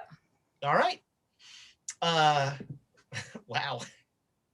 Okay. That was 60s. 50s. That's I think all the players. Yeah. Oh no, Abe. Sorry, you already went. Yep. And all right, we're back to the top. So on an 80, Susanna still rests. The guy, you see Jonesy like clamp down on the guy. Okay. Then I'm gonna try to knock his lights out, basically. Just like, all right, you get an advantage die on this or a bonus die because Jonesy is keeping his head in one place. Thank you, much appreciated. Come on. Yes, hard success. All right, roll your damage. Sorry, max damage. Hard success. So that would be 10 then, because it's a D6 right. and a D4. So he gets a penalty die to his con roll. And he actually, you did 3 points before. Yeah, the con roll is immaterial. You hear a gross sound as like you club him in the back of the skull, and like part of his skull like indents. Okay. But he's very quiet now. Cool. He has been quieted. All right. That was that. All of this from one fumble. Oh, it's beautiful. I mean, this is not the first time that we've had some great adventures from Nick fumbling a roll. It's great. It's true. Oh no, this is not good. This is bad. Last time we got us Agent Rogers. That's different. Gonna get your king, but you shot him. He was gonna savage Jared. I couldn't let that happen. You know, King could have been my backup character, though. You didn't think about that, did you? I was preemptively putting him down for biting the human. All right, 70s. We'll start with Jonesy on the 70s. I'm tempted to run after, go down the hall after Elias and just get them out of here. It's not a bad plan. I'm going. Good plan. All right. So, like, Jonesy is up, moving surprisingly fast for a larger person, and down the hallway following Elias. Elias, you make it into the kitchen, and there's a chef and two confused, like, waiters. Zutalua, what is this? I yell, fire. There's a fire. Oh, mon Dieu, fire! All right, he's freaking out. And no, get out! You go, you stupid waiters, there's a fire! Did you not hear the man? He seems very trustworthy. I have not pulled my gun yet, so yeah. And the chef is like yelling there's a fire and can I hear that down the hall? I must save my foie gras! And he's like running over. For a second, I thought you were going into the Duchess voice. I know. Do I hear him yelling fire when we go down? Yeah. Okay, good. Yeah. As you get to the kitchen, you're gonna hear that. All right. 70 also Jared. Yeah, do they have I don't know if they brought the carvery stuff out there, but you know, like those scissors for like breaking bones and stuff? Because I'm having a lot of trouble. Yeah, wait, the 18 that I rolled, what did that do, by the way? I wasn't paying attention for this sand roll that you had me do. That was to realize that there's blood this time instead of. Oh yeah, yeah. So you are now covered in blood. Like blood is just like, you know. No, I have to find this thing. All right, yeah. So you make me I don't know. What is a dig a horrible specimen out of a body roll? You'd think this would be evident in Cthulhu, but there's really First make me a aid strength roll. System. Make me a strength roll. Strength roll? That's not too bad. Medicine would probably help, but I don't want to say dexterity just for the fine work of getting it out, but he's not going the fine route. All right, so here's the thing. More inspiration. Yeah. Let's do it. Yeah, do it. Screw it. Take it. Otherwise, I kind of want to push. No, I don't want to push this. No. God, I cannot. Bad dice. Bad. All right, so here's what's going to happen. You have I'm going to make you an offer. You can get the thing out this round, but it's going to be even more damaged. Or no, you're going to keep going. I am specifically doing more damage to the body to not damage the specimen. There you go. Okay. Yeah, that's no problem. Okay. All right. Abe, you're a 50, right? Yep. Yeah, okay. So on a 60, the first guy rounds the corner and like sees you and sees a gun, and he's like, and he's confused. He doesn't have a gun out. And he sees you and he's like, what the hell's going on? Do I get to go and stand up? Do I get to react to that? Sure, yeah. Okay. So I stand up, cock my revolver, like, do the sheriff thing, like turn around, hands against the wall. You're under arrest. Wow. Is this an intimidate roll? What are you? Fast talk. I don't know. I would accept either intimidate or fast talk. Probably not persuade. Fuck. I got unless you say please. I would call it a who cares I have a gun. I took charm. I know that too. I took charm instead of those. It turns out that guns really negate your charm skill. Yeah, it very much does. I mean, I can roll it, but and I'm going to spend the luck because it's only 1 point to make it. Oh my gosh! All right, yeah, Abe gets some bass in his voice, and Where did you get that? Brandishes the gun, and the poor guy is just like, what? And he like puts his hands up, and you've definitely delayed him, if nothing else. Wow. Okay.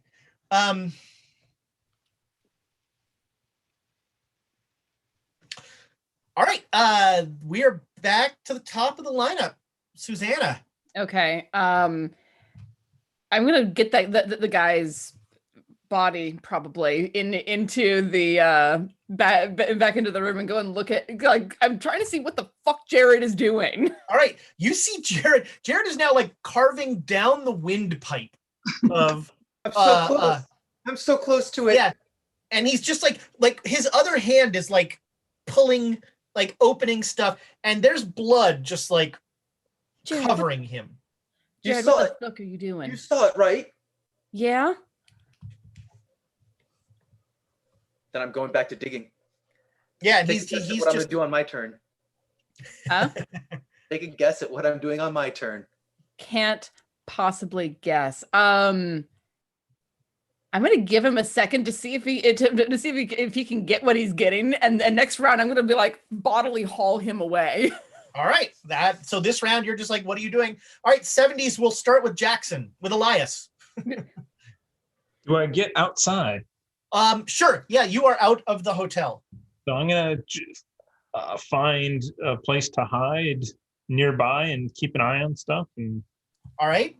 Like a flop house? Are you looking for like Well, it's still outside. So like if anybody, like any Pennybaker's men come from outside and start like trying to shoot through the windows and stuff, I'll be on the outside. Okay. Are you trying to like watch the back of this place, the front? What are you? The back. I'm hoping somebody else is coming out. Okay. If there's a way to see like on a corner, so I see Sure. the back. Yeah, you turn a corner, so you're mostly behind it, and you've got your gun trained on the back door and watching. So that's Yeah, and hiding too. all right. 70 will go Jared. Another strength check to open this guy's. I guess I'm nearing I'm basically at the chest cavity now, right? Yeah, you are carving way down. Oh, so you're make even a getting strength roll. through all of those bones. Well, that's what's Oh taking so my long. God. So- Cannot roll above an 80 or below an 80. Let's do it. Come on, we need this. Okay. So like, I- Susanna, you are watching this like someone without a bone saw trying to bone saw, and you like the noise. This like You hear a good loud string of popping because I just get that whole rib cage open. That's a critical success. outstanding. All right, so as just in time for Susanna to be watching, you rip this thing open, and with that success, I will give Wide you. open. You find that this thing was like a scorpion, but it's still like you find this cord that was still attached to the seed that had opened.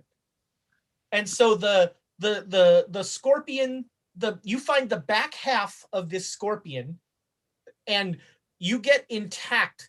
Basically, it's, you don't know what an umbilical cord is, but Oh, and then I have a horrible realization.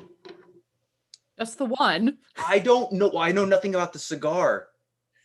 We were eating the same food as him. yeah, Jared's like, Jared all of a sudden is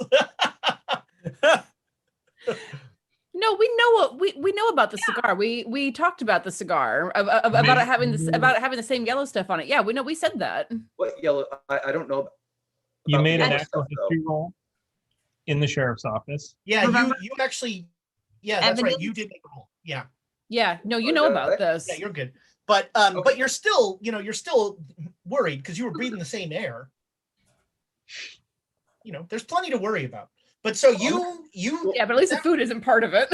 with your roll this round, you get that thing out of there, and are you putting it in your pocket at this point? What do you? I mean, I figure I'll get like I'm assuming he has some nice cloth napkins that I can lay it down on. Yeah. And I'm not good right now, so I'm just kind of like I'm not crazy. I didn't just kill this man. Like. All right. Yeah, that's great. Look. All right. You're taking the evidence that proves you're innocent. Evidence. All right, 70 Jonesy. I heard the fire. So I'm going to bust into the kitchen. And go, I heard there's fire. Oh my God! Even the German sings there's a fire. So, do I see any food around that I can grab? Sure. Yeah. You All grab there's like a half a turkey. Yes, I'm grabbing it to go. Let's go. right. Go. The chef is still like trying to is packing up like a few of like the ingredients that are very expensive. Oh, I will help them. And that way we can go out together. Away, you barbarian. No, I will help you carry. I'm big. I'll help you carry. No, it's just mine. You go. All right, fine. It's yours. And I run out. All right. So yeah, you see Jonesy come out the back door carrying a bunch of food. Like I give a picnic quick basket. whistle. Ooh, the secret whistle. You hear the secret whistle. All right. And that leaves Abe at, on a 60, 3 more guys come down. And that emboldens their buddy, and they're like, what happened to we there were gunshots, and why are there people running into the kitchen? And wait a minute, did somebody just say there's a fire? I'm just like, are they done yelling? I'll be like, Oh, fire! they're not done yelling. No, they Will never be done yelling. Yeah, fire! Shit! Everybody run! And so the guy who I had in front of me with the gun, I'm just pushing everybody backwards, be like, fire! Fire! Go! Go! All right. So you can either make another fast talk roll or to like actually get them to believe it, or you can make a strength roll with a penalty die to just be like go and like bum rush them. My strength is better because I have like fast talk is 5 and strength is like 60. That is better. Come on, baby. Oh shit! I rolled the wrong dice. I rolled a Very 12. impressed for a moment.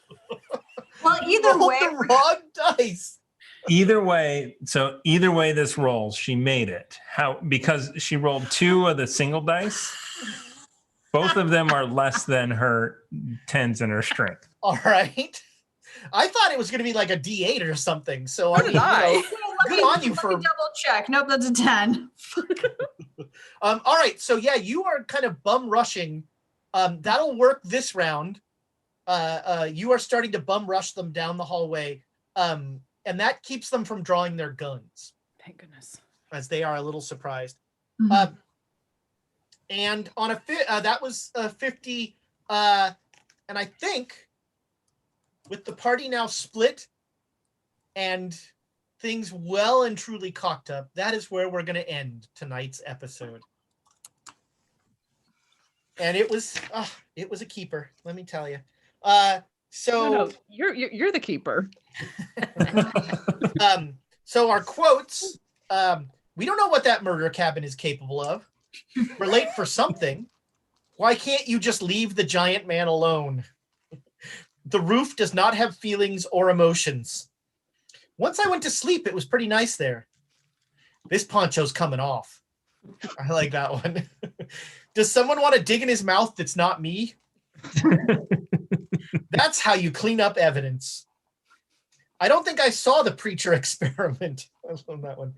That's a lot of maybes in that story. Everyone grieves differently. It's evidence. Do we look like people with plans? That is my current leader in the clubhouse. That is a good one. Although a close second is explosions. That's not dinner conversation. I didn't want this tonight. That was another good one. And I have no idea who's shooting who. Those are all. I like. Do we look like people with plans? But I also like just it's evidence. Me too. I feel like that's going to be a theme going forward. Can we just like retroactively name this episode? It's evidence. All right. Well, thank you so much. Thank you. Welcome in for the raid. That was awesome. Always good to see you guys. And thank you guys for hanging around, for your likes, your subscribes. YouTube, we love you guys as well. Thank you for all the support you give us. Don't forget, if you have not, go like Quests and Chaos on YouTube. Subscribe to our channel. There's tons of good stuff there. You know what? If you're looking for some retro fun in these days when all we can do is watch YouTube because we are trapped at home, go watch our playthrough of the board game Betrayal Legacy. That was one of my favorite board game playthroughs. Big fun. We even got some of the rules right. But we played it all the way through, every mission. Really fun. Go check that out. Don't forget Birds of Paradise. And don't forget, I'm going to get the name wrong. It's not Skylander. Freelander. Freelancer. Kickstarter happening now. Freelancer. Freelancer, not Freelander. Zoolander. It's the Zoolander Kickstarter. Right. That game that is in the chat in the chat right now. Don't forget that Kickstarter. It's happening. You can check out Thomas and Laura doing the character creation, and then we're going to have a game coming up soon. Jump on our Discord. Go in there. Critique all the many things they did wrong this episode. You're going to need some time to sit and type everything out. Yeah. And dice rolls is what we did wrong. You know, if it weren't for dice, everything would be fine. You know, the dice rolls helped, but we made some poor decisions in there. We did, but nothing catastrophic. Oh man, we just got raided. Yeah, Devil's Luck, welcome. Unfortunately, you just missed several. You missed somebody getting his head blown off because there was a scorpion crawling out. Unfortunately, that someone was the owner of a hotel full of thugs who now are very unhappy. But unfortunately, our episode is now done. Thank you so much for the raid. And we wish, join us next time. We'll be here every Saturday. Yeah, this was a very action-based episode. That's a good point. And Elda Brat won some dice. We're doing it all. So I think there's nothing left to say, but goodbye, internet friends.